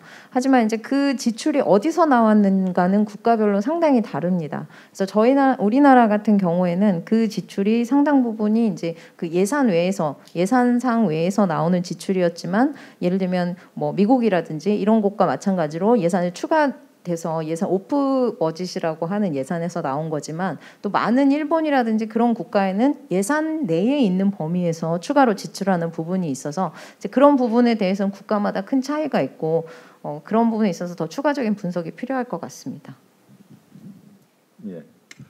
예, 알겠습니다. 나중에 연구가 더 잘 되면 그때 답을 더 정확하게 드릴 수 있을 것 같기도 합니다. 한영준 박사님께는 두 가지 질문이 있는데요. 하나는 조금 어려운 것 같고, 그래서 그 중에 조금 쉬운 거 먼저 좀 답을 듣도록 하겠습니다. 이런 내용입니다. 서울이나 수도권 외에 소멸 위기에 놓인 지방 도시의 경우 병원, 공공기관 등을 중심으로 다핵 도시화는 반대로 더 압축적으로 모여들고 있다. 지금 동네는 촌락 이런 데는 사라지고 면단이 이런 데로 모여든다 이런 얘기인 것 같습니다. 이렇게 할 때 감염병 대응 관련해서 지방 도시들은 지금 현재 상황이 그런데 앞으로는 어떤 방향으로 나가야 될까요? 한영준 박사님은 주로 도시를 연구한 사람이라 이게 작은 지역에 대해서 답을 갖고 계실지 모르지만 혹시 답이 있으시면 좀 해주시죠. 쉬운 문제가 아닌 것 같은데요. 제가 그러니까 서울에서 처음에 작은 도시가 진행이 어려웠다라는 이유 중에 하나로 이제 규모가 너무 작아서라는 말씀을 한번 드린 적이 있었는데요. 지금 지방에 지금 말씀하신 경우가 좀 그런 경우가 아닐까 생각됩니다. 그러니까 규모가 너무 작아서 우리가 생각하는 어떤 대부분의 서비스들을 전부 다 넣기에는 좀 부족한 그런 지역들이 지금 말씀하신 것처럼 뭐 병원이라든지 공공기관 중심으로 이제 어느 정도 규모를 갖는 형태로 변화를 하고 있지 않을까 이렇게 생각이 되는데요. 서울의 경우와는 이제 정반대이기 때문에 제가 지금 어떻게 말씀드리긴 좀 어렵지만 중요한 것은 서울에서도 도시 구조의 변화를 가능하게 했던 것이 이동의 변화라고 생각을 했을 때 지방 같은 경우에도 중요한 것은 우리가 공간적으로 가까이 있냐 안 있냐가 아니고 연결이 어떻게 잘 됐냐로 볼 수가 있을 것 같습니다. 거리는 멀어도 이동 시간이 짧으면은 이제 이동이 연결이 잘 돼 있다라고 이렇게 할 수가 있겠는데요. 지금은 그렇다고 뭐 도로를 연결하고 이런 말씀을 드리는 게 아니고 오프라인뿐만 아니고 온라인을 통해서라도 연결이 되어 있고 그 연결된 어떤 전반적인 규모가 일정 수준에 도달하게 되면은 우리가 꼭 가까이 살거나 멀리 살거나가 중요한 것이 아니고 지역사회 하나를 좀 형성할 수 있지 않을까라는 생각이 듭니다. 그래서 오히려 지방 같은 경우에는 온라인으로 연결되는 부분들을 조금 더 많이 신경을 써야 될 것 같고요. 어느 정도 우리가 필요로 하는 규모를 형성하기 위해서 그 어디까지를 온라인으로 연결하고 어디까지를 하나의 지역 생활권으로 볼 것인가. 그러니까 서울은 어떻게 쪼개느냐가 중요한 건데 지방 같은 경우는 어떻게 묶을 것인가를 한번 좀 생각을 해야 될 것 같습니다. 뭐 그 분야는 아쉽지만 제가 연구를 안 해서 어떻게 해야 된다라는 말씀을 못 드리겠지만 방향만 어느 정도 좀 말씀을 드릴 수 있을 것 같습니다. 예, 저도 시골 출신이어서 뭐 요즘에 시골에 가 보면 그 마을 단위, 그 농촌을 기반으로 한 마을 단위들에 계신 분들이 읍내에 집을 사서 거기에서 거주하면서 차 뒤에 농기구를 싣고 농사를 지으러 다시 또 가는 이제 이런 식으로 바뀌고 있는데 아마 지금 그런 형태가 쉽게 연상이 됩니다. 그런데 아까 우리 한윤희 박사는 지금 이제 몇 개의 거점으로 집중되어 있는 도시를 한 5, 60개 정도로 분산시킨다고 그랬죠. 어쩌면 그 분산시킨다는 게 어쩌면 지금 농촌에서 지방에서 작게 일어나고 있는 그 우리 5, 60개 단위 규모로 모이고 있는 현상이 아닌가 오히려 그런 생각도 좀 들고 그렇긴 한데 그 부분은 또 그 대도시가 아니라 그 지역을 연구하는 분들이 좀 깊게 또 고민한 내용 영역에 속한 것 같기도 합니다. 그 또 하나의 질문이 있습니다. 그 사회 체계의 변화가는 결국은 경제하고 밀접한 관련이 있다. 좀 쉽게 예를 들면 중세 체계가 농노 사회 경제를 했던 그 사회가 붕괴했던 게 결국 흑사병으로 일할 사람이 다 죽어서 결국은 도시로 모여든 그런 이제 측면이 예시로 이렇게 설명을 들면서 결국은 경제하고 도시라든가 이런 것들은 상당히 연관이 돼 있는데 이런 것들로 이번에 우리 코로나라든가 이런 상황에서 도시를 아까 이제 다액화하고 한다는 그런 측면하고 다 관련해서 얘기를 하신 것 같은데 그거하고 연관해서 도시의 어떤 변화를 예측하고 또 그런 방향을 지향해야 되지 않겠느냐, 솔루션을 찾아야 되지 않겠느냐는 그 지적을 하신 것 같습니다. 혹시 답하실 게 있으세요? 네, 이것도 비슷한 말씀을 드릴 수밖에 없을 것 같은데요. 경제 체제가 당연히 도시에 영향을 미치고 지금 상황이 예전에 르네상스가 무너지는 정도까지는 아니라고 보더라도 이번을 통해서 아까도 드린 말씀과 좀 비슷하지만 온라인이 분명히 이제 활성화되는 측면이 있었고 사람들이 지금까지 경험을 못 해봤던 온라인으로 물건을 사고 온라인으로 교육하는 걸 하면서 이게 나름대로 괜찮구나라는 생각들을 한 경험이 분명히 이제 도시의 구조를 바꾸는 거에도 영향을 미칠 것 같고요. 또 최근에는 서울의 산업 생태계 자체가 디지털로 좀 많이 변화하는 것을 이제 추진을 하고 있습니다. 그런 면으로 봤을 때는 앞으로의 도시 경제 체제가 분명히 이제 온라인 중심으로 재편이 될 것이고 뭐 교육도 마찬가지고요. 뭐 다른 모든 것들이 그렇게 되면은 당연히 이제 도시 구조도 좀 영향을 받지 않을까 이렇게 생각을 합니다. 네. 예. 예, 이제 그 발제하신 분들에 대한 질문은 끝났습니다. 그래서 대강 답을 뭐 충분하지는 못하더라도 일단은 들어봤고요. 이영숙 교수님 아까 무슨 질문이 있으시다고 그러셨는데. 간단한 건데요. 예, 누구한테 하시는 지금 건지. 첫 번째 발제자하고 두 번째 발제자에 대한 어떤 질문이면서 그 논평이기도 하는데요. 이게 이제 도시에 대한 대응이고 도시의 그 전략인데 자꾸만 이렇게 말씀을 하시거나 분석을 하실 때 이것이 국가 단위로 말씀을 하셔요. 그래서 이것이 그러니까 분석 단위가 정말 도시 단위 정책 대응을 분석하시는 건지 아니면 국가별 비교를 그 대응을 이렇게 찾는 건지 이 분석 단위에 대한 명확한 구분이 좀 필요할 것 같다라는 생각이 들었습니다. 아주 저도 간단한 질문인데 네. 아까 지출에 관련해서요. 아니 그 두 번째 발제자분인데 지출의 범위가 어떻게 되는지가 갑자기 궁금해졌거든요. 그러니까 코로나 대응 지출이라 그랬을 때 도대체 어디까지를 포함했는지가 궁금했어요. 예를 들면 우리가 재난 지원금 이런 것까지 다 포함을 한 건지 아니면 뭐 진단 키트라 우리 검체를 채취하는 비용이라든지 뭐 이런 어디에서 어디까지를 그 비용으로 보는지에 따라서 비교가 굉장히 내용이 달라질 수 있을 거라는 생각이 들었고요.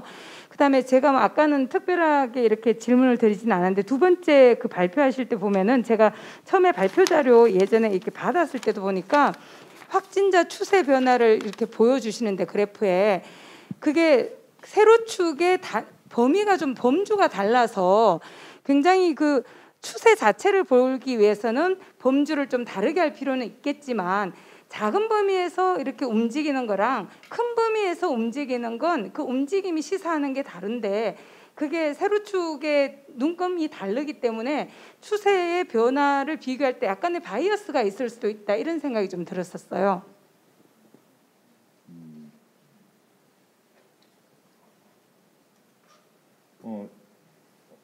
잠깐만요. 지금 이영숙 교수님은 두 분 다 국가 단위에 대한 그 지금 발제를 하셨을 때 연구한 범위가 국가 단위냐 도시 단위냐 그것을 궁금해하셨고 윤순진 교수님은 일단은 그 두 번째 발제하신 분께 지출의 그 내용 그거에 대해서 궁금해하시는 것 같고 첫 번째 발제하신 분께는 그런 거죠. 그 확진자 스케일 두 번째입니까? 예. 그럼 뭐 윤순진 교수님은 두 개 다 두 번째 발제자께 질문하신 거네요. 그 스케일에 대해서 약간 혼란이 있는 것 같다라고 말씀을 하셨는데 먼저 윤 박사님 좀 먼저 부탁합니다. 네, 이용숙 선생님 그 질문 감사하고요. 그 이용숙 선생님께서 말씀하시는 것처럼 사실 이게 도시에 대한 대응이고 그 전략이고 이 분석이긴 하지만 이제 저희가 이제 지금 이제 연구팀을 이제 약간 꾸려가면서 이제 새롭게 이제 분석을 하고 이제 자료를 이제 살펴보고 하는 거에 있어서는 일단은 국가 도시를 사실은 같이 보고 있는 측면이 있습니다. 그러니까 그 왜냐하면 그런데 저희의 문제의식은 국가만으로 비교를 했을 때 과연 이게 정확하게 이제 분석을 하고 거기서 좀 함의를 좀 제대로 찾을 수 있을 것인가 이제 이런 거에서 좀 문제의식이 있었고요. 또한 그 국가와 그 각 도시별 아니면 국가 내부에서도 도시와 이제 농촌 사이에서도 사실은 굉장히 이제 상이한 양상들이 사실 보여지잖아요. 이제 그것들을 좀 어떻게 좀 그 분석을 좀 해볼 수 있을 것인가라는 측면이 있고요. 또 그 아까 그 허정원 박사님 발표에서 나왔지만 사실은 그 각 지방 정부가 이제 도시 정부가 이제 할 수 있는 역할이라거나 아니 그 자원의 그 운용 그리고 그 어떤 그 거버넌스의 어떤 방식 이런 것은 사실은 이제 굉장히 상이하기 때문에 이제 그 저희가 사실은 좀 약간 굉장히 이제 좀 고생을 하면서도 그래도 뭔가 하나씩 좀 만들어가고 있는 측면이 있습니다. 그래서 그 이용수 선생님께서 말씀하셨던 것처럼 분석 단위에 대한 명확한 구분이 필요하다고 그 말씀하신 거 이제 저희도 이제 명확히 이제 그 정확히 공감하는 부분이고요. 그런데 그 부분들이 때로 이제 자료의 측면에서 좀 이제 그 비교가 가능하고 접근이 가능한 자료가 어느 정도 있는지, 그리고 그 각 국가 이제 도시별로 그런 것들이 좀 뭐 거버넌스라든지 아니면 자원이라든지 아니면 시민의 참여라든지 여러 측면에서 좀 비교가 어느 정도까지 가능한지 등을 좀 고려를 해가면서 만들어 가고 있기 때문에 앞으로 좀 많은 관심 가져주시고, 또한 저희가 또 다음번에는 좋은 자리에서 또 이용숙 선생님한테 또 많이 배울 수 있는 기회를 좀 가졌으면 좋을 것 같다는 생각이 듭니다. 네, 감사합니다. 예, 그 허정원 박사님은 3가지 질문이네요. 그러니까 예, 답 부탁합니다. 네. 네, 질문 정말 감사드립니다. 지금 이 질문에 대해서만 제대로 답해도 저희 연구가 아주 훌륭한 완성도를 가질 수 있을 것 같아서 정말 진심으로 감사드립니다. 먼저 처음으로 이제 질문 주셨던 게 이 분석의 단위가 무엇인지 명확하지 않아서 혼란이 온다라고 지적을 해주셨는데, 아주 이게 정확한 지적이신 것 같고요. 윤종석 박사님이 조금 설명을 하셨지만 제가 이제 추가로 말씀을 드리면, 일단 저희 연구팀이 지금 현재 진행 중인 상황이고, 아직 이제 개별 도시에 대한 연구는 아직까지 진행되지 그러니까 초기에 있는 상황이에요. 근데 저 같은 경우는 비교 연구팀에 있다 보니까 이제 빨리빨리 비교 연구를 진행하고 싶은 마음에서, 그리고 또 개별 도시 연구팀에게 제가 수집할 수 있는 차원의 자료를 빨리 드리고 싶은 마음에서 일단 이제 국가 단위에서 가능한 통계치들을 저희가 다 모아서 드리고 있고, 또 개별 도시 단위에서의 이제 자료를 드리고 있는데, 아무래도 저희 연구의 중요한 이제 비교의 지점인 어떤 정책 대응에 대한 도시의 어떤 대응에 대한 자료가 아직 다 수집이 되지 않고, 아까 또 윤종석 박사님 말씀하신 각 도시별로 어떤 시민사회의 대응이라든지 아니면 시민들의 참여 수준이라든지 이런 부분에 대해서는 데이터가 나오지 않아서, 저희도 지금 이 연구를 설명을 드리면서 자꾸 혼란스럽게 국가 단위로 이야기를 했다가 도시 단위로 이야기를 했다가 이렇게 되는 측면이 분명히 있는 것 같습니다. 그래서 현재로서는 저희가 이제 국가 단위의 데이터만 있는 것이 많아가지고 이제 그런 수준에서 자꾸 분석 내용을 전해드린 것 같고요.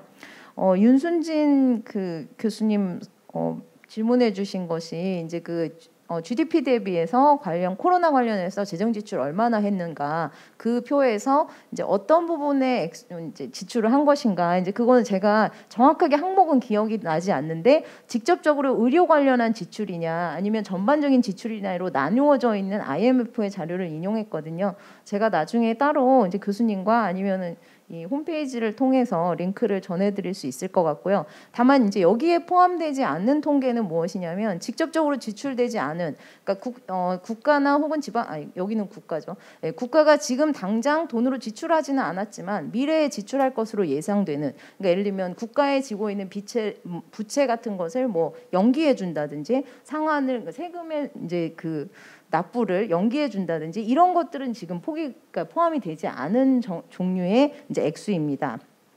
그래서 저희가 만약에 분석을 좀 더 재정 지출에 대해서 깊이 하게 되면 이제 그런 통계 수치까지 다 포함해서 한 국가가 코로나19에 어느 정도의 재정을 지출했는지를 좀 더 면밀하게 분석할 수 있을 것 같습니다. 그리고 세 번째로 질문 주신 점이 이제 저희 차트에 있어서 세로축이 이제 각각 다르다, 이 부분을 지적을 해주셨는데, 예, 아주 정확하신 지적이고, 저희도 연구자 입장에서 이제 저희의 연구 결과를 저희가 원하는 연구 해석에 맞춰서 어떻게 잘 제시를 할 수 있을까 굉장히 많이 고민을 했던 부분인데, 지금 이제 아시다시피 지금 저희 연구에 나와 있는 9개 국가들이, 그러니까 서울을 포함하고 이제 나머지 8개 외국인데, 국가들이 인구 규모도 굉장히 많이 다르고 또 확진자 숫자도 굉장히 달라가지고 이 세로축을 같은 스케일로 해가지고 한 표에다 나타나면 이게 거의 다 보이지가 않아요. 특히 뭐 일본은 인구수는 굉장히 많지만 확진자 수 굉장히 작고, 저희도 마찬가지고, 중국도 굉장히 사실상 뭐 공식적으로 나오는 통계에 따르면 확진자 숫자, 사망자 숫자 굉장히 낮은 편이고, 그에 비해서 미국 같은 경우는 인구가 워낙 많고 지금 확진자 수가 많기 때문에 미국을 감안해가지고 이거를 딱 표를 그리게 되면 나머지 국가들이 이제 잘 보이지가 않는 이제 그런 영향이 좀 있었고요. 예, 물론 이제 저희가 그래서 제시한 것이 이제 100만 명당으로 이렇게 만들어가지고 하긴 했는데, 그래도 어떤 국가는 일일 확진자 수가 거의 뭐 1000명에 달할 때도 있고, 뭐 10,000명에 달할 때도 있고, 어떤 국가는 하루에 뭐 10명, 20명 뭐 이런 식으로 나올 때가 있어가지고, 저희가 사실은 그 세 줄을 약간 맨 윗줄은 이렇게 상당히 확진자 수가 굉장히 많은 국가와 도시그룹, 그다음에 두 번째는 중간, 그다음에 맨 마지막에 이제 낮은 그룹으로 해가지고 어느 정도는 스케일을 통일을 하려고 했습니다. 그래서 만약에 지면에 저희가 여유가 된다면 나중에는 모든 그 9개의 국가들의 스케일을 다 통일을 해서 그걸 이렇게 한눈에 또 비교할 수 있는 차트를 제시하면 더 이렇게 비교 연구의 어떤 함의가 더 드러날 수 있을 것 같아서 그런 방안도 이제 고민을 하겠습니다. 제가 조금 더 해도 될까요? 예. 네. 근데 제가 이제 그 유튜브에 올라와 있는 질문을 봐도 그렇고 이제 이 연구를 진행하면서 이제 느꼈던 건데, 이제 비교 연구, 여러 국가 단위의 어떤 정책적인 대응에 비교를 하다 보니까 사실 그러니까 대응의 효과성을 이야기하면서 이야기하지 않을 수 없는 게 사실은 비용이라고 생각을 합니다. 코로나19 대응을 효과적으로 했느냐, 확진자 수가 적으냐 많으냐, 사망자가 적으냐 많으냐, 이런 것들은 사실 모두 다 락다운을 해가지고 아무도 움직이지 않게 하고 락다운을 해버리면 사실 코로나19는 잡을 수 있을지도 모릅니다. 하지만 우리는 그렇게 할 수 없다는 것을 다 알고 있고, 그래서 예를 들면 뭐 지금 직장에 다니고 있는 사람들도 비정규직이라든지 뭐 아니면 자영업자들, 그래서 실직을 경험하고 있거나 아니면 매출이 급락하고 있는 사람들이 겪고 있는 경제적 손실도 있고, 이제 그런 경우에는 저희가 비교적 빠르게 어떤 경제적인 수치를 잡을 수 있지만, 아까 손정우 박사님께서 말씀하신 뭐 예를 들면 학교를 닫음으로 인해서 얻게 되는 어떤 젊은 세대들의 학습 결손이라든지 신체 뭐 아니면 인지적 발달, 사회성 발달, 이런 측면은 저희가 이 영향이 얼마나 갈지, 얼마나 크고 얼마나 어마어마할지 사실 알지 못하는 그런 종류의 이제 비용도 있을 것이고, 그리고 이제 또 하나는 건강의 손실도 있는데, 제 또래들이 지금 한참 학령기 아이들을 키우고 있는데 소셜 미디어에서 자기 아이들을 이렇게 사진을 찍어가지고 올리는 거 보면 요 올해 사이에 아이들이 굉장히 비만해진 걸 볼 수가 있어요. 이제 그것도 사실은 지금 저희가 코로나19에 대응을 하면서 치르고 있는 비용일 수도 있고요.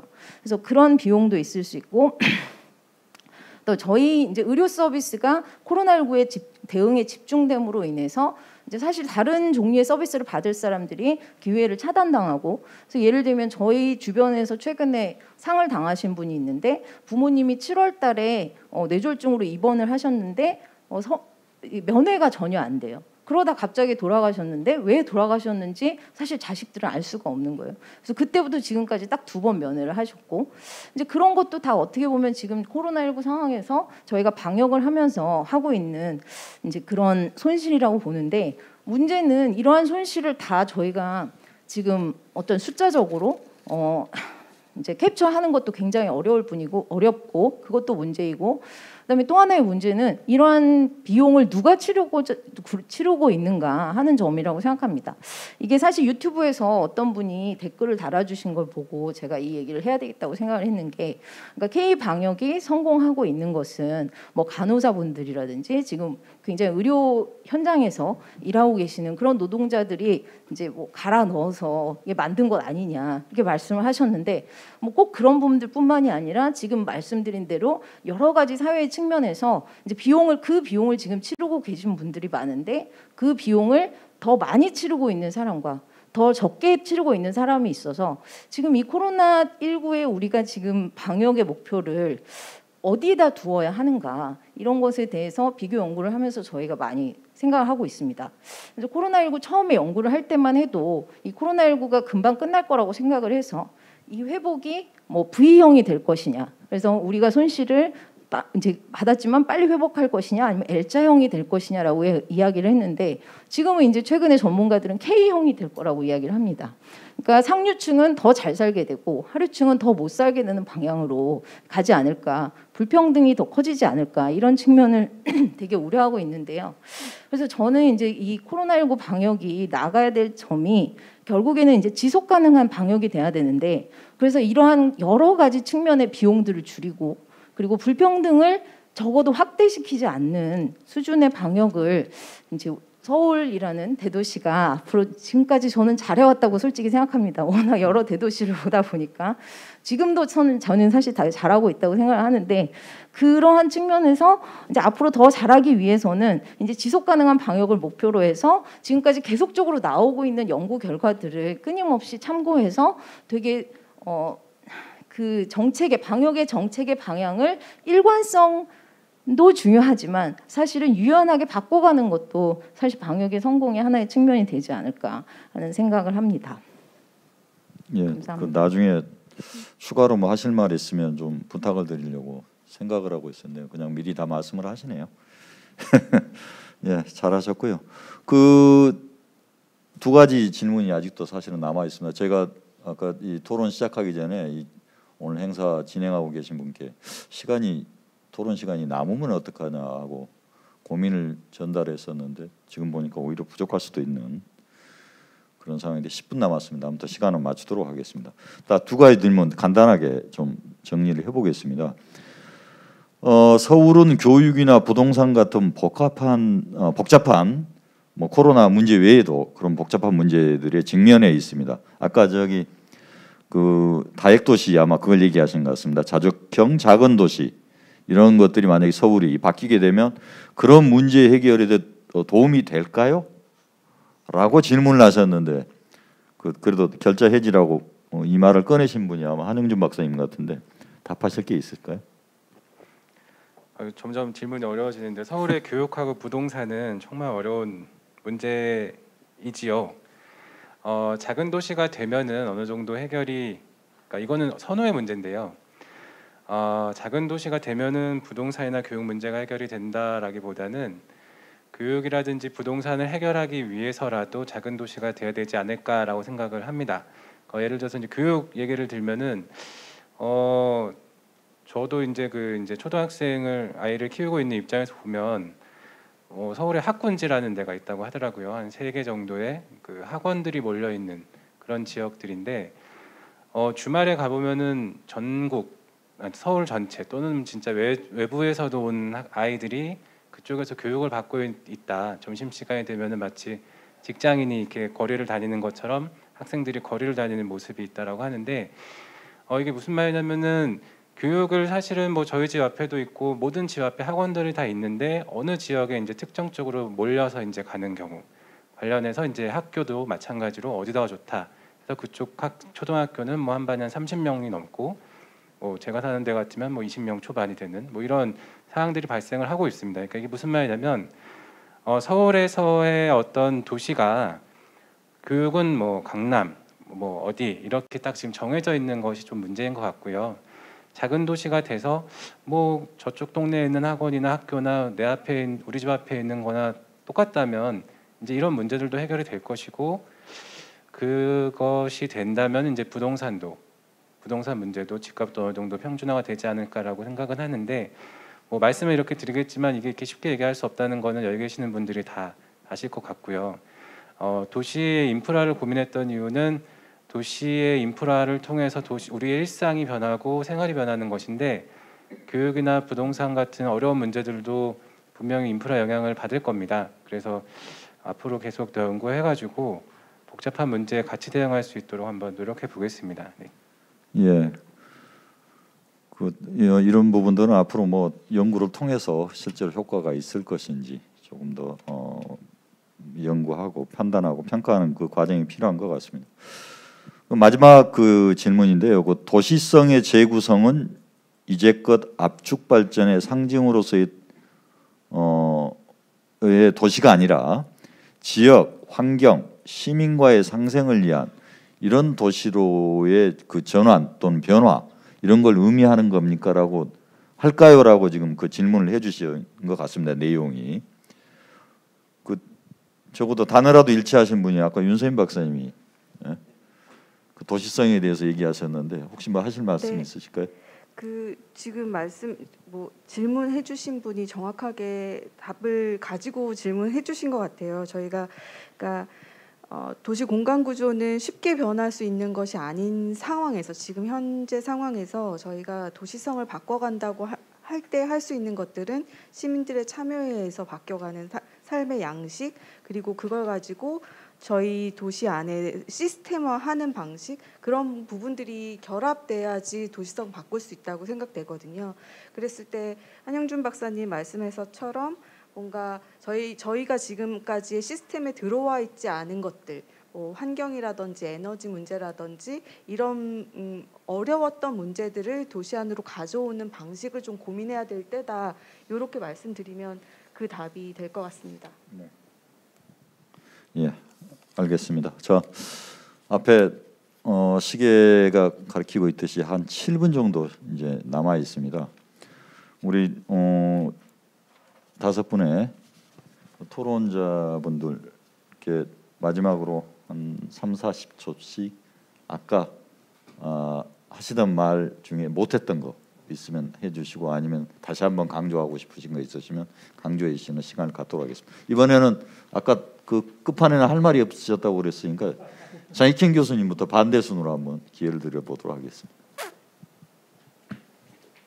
네, 뭐 저는 크게 드릴 말씀은 없고요. 이제 한 가지 제가 문득 들으면서 생각했던 건데, 그 도시 차원에서 비교를 하는 건 사실 국가 차원의 비교보다 훨씬 더 어렵다고 생각이 되거든요.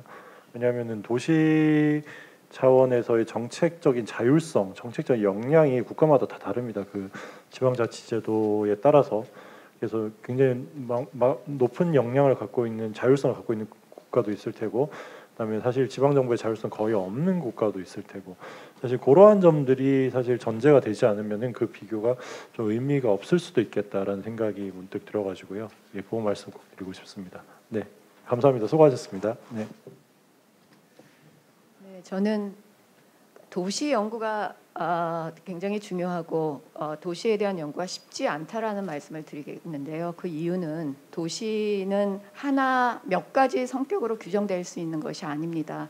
다양한 사람들이 다양한 이해관계 속에서 얽혀 있는 복잡하고 굉장히 다양한 곳이 도시입니다. 그렇기 때문에 도시에서의 어떤 다양성과 도시에 있어서의 복잡성이라는 것을 정책화시키려고 노력했던 서울시의 도시 정책이라는 것 자체가 좀 지속될 수 있었으면 좋겠다라는 생각이 듭니다. 우리는 정권 바뀌면 시장 바뀌면 정책들이 바뀌어지는데요. 그렇지 않았으면 좋겠습니다.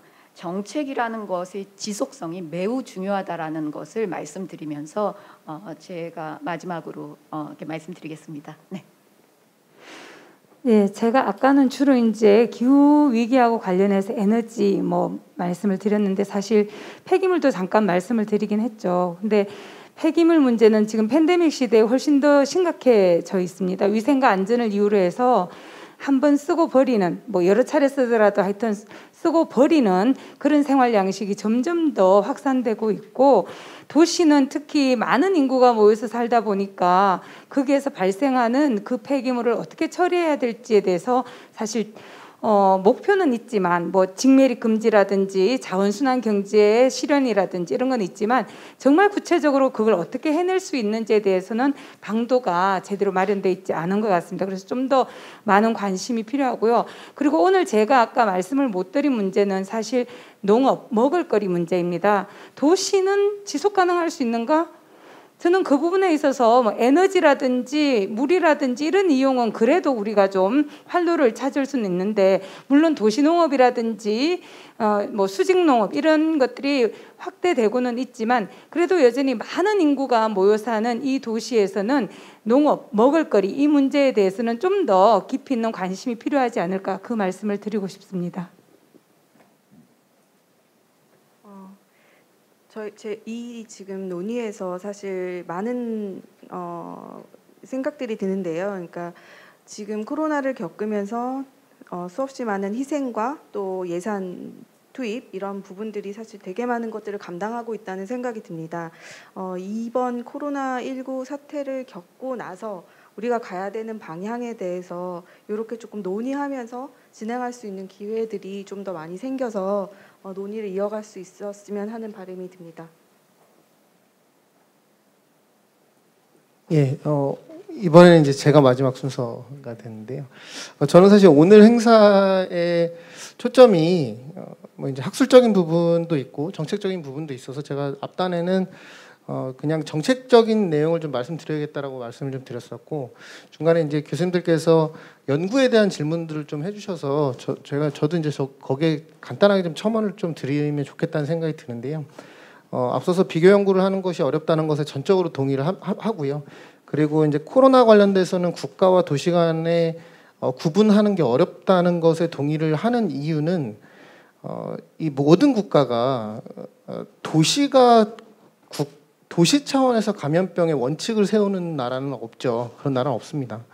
국가가 원칙을 세우는 거고요. 국가가 지침을 세우면 거기에 맞게 세부 지침과 사업을 도시에서 만들어내는 것이기 때문에 그 두 개가 연결되어 있습니다. 그렇기 때문에 끊어내기 어려운 것이고요.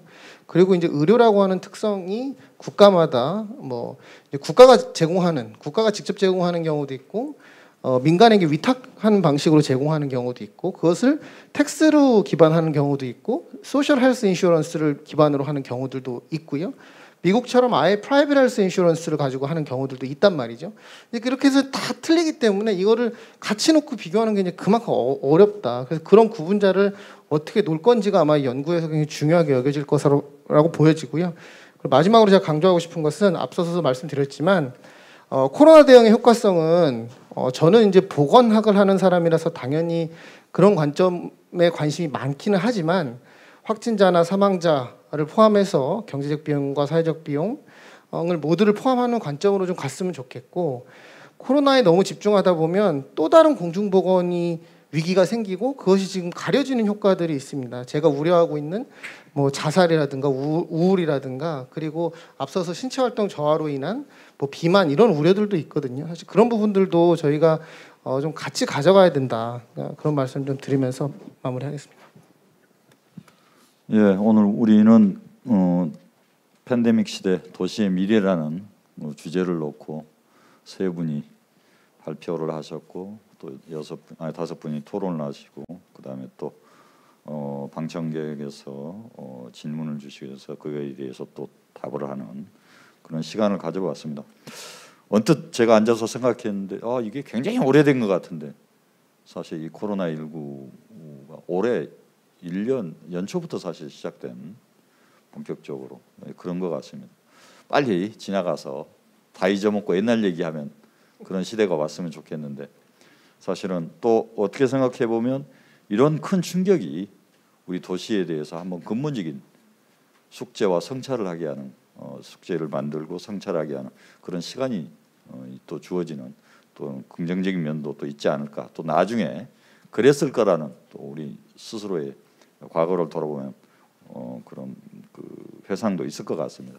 아무튼 이런 기회가 뭐 답을 구체적으로 주는 것도 아니고, 오늘 뭐 연구 발표를 하셨는데 또 여러 가지 한계를 지적하듯이 굉장히 짧은 순간에 사실은 이런 일들이 이루어져 있고 앞으로 해야 될 일이 굉장히 많은 또 그런 시점에 저희들이 있는 겁니다. 그래서 오늘 우리 이 자리는 그 과정에서 조금이라도 이 문제 해결에 도움이 되는 것을 기대하면서 오늘 수고에 대해서 우리 박수로서 마무리하도록 하겠습니다. 고맙습니다. 예, 감사합니다. 좌장을 맡아주신 유기영 부원장님께 다시 한번 감사의 말씀을 드리고요. 한 번 더 안내를 드리겠습니다. 본 포럼의 프로그램북과 연사의 발표 자료 등은 공식 홈페이지 게시판이나 아니면 지금 화면으로 보시는 QR코드 스캔 또는 유튜브 영상 하단에 적힌 링크 연결을 통해서 다운로드가 가능합니다. 참여해 주신 모든 분들께 다시 한번 감사의 말씀을 드리고요. 어제부터 오늘까지 이틀 동안 팬데믹 이후의 세계라는 주제로 아시아 미래 포럼이 진행이 됐습니다. 코로나19 때문에 유례 없이 온라인 비대면 포럼으로 진행을 했고요. 직접 만나 뵙지 못했지만 굉장히 온라인으로 굉장히 많은 분들이 참여를 해주셨습니다. 감사의 말씀을 드리고요. 내년에도 꼭 다시 만나 뵐 수 있길 바라겠습니다. 긴 시간 함께해 주셔서 감사하고요. 이상으로 6번째 세션 팬데믹 시대 도시의 미래를 모두 마치도록 하겠습니다. 감사합니다.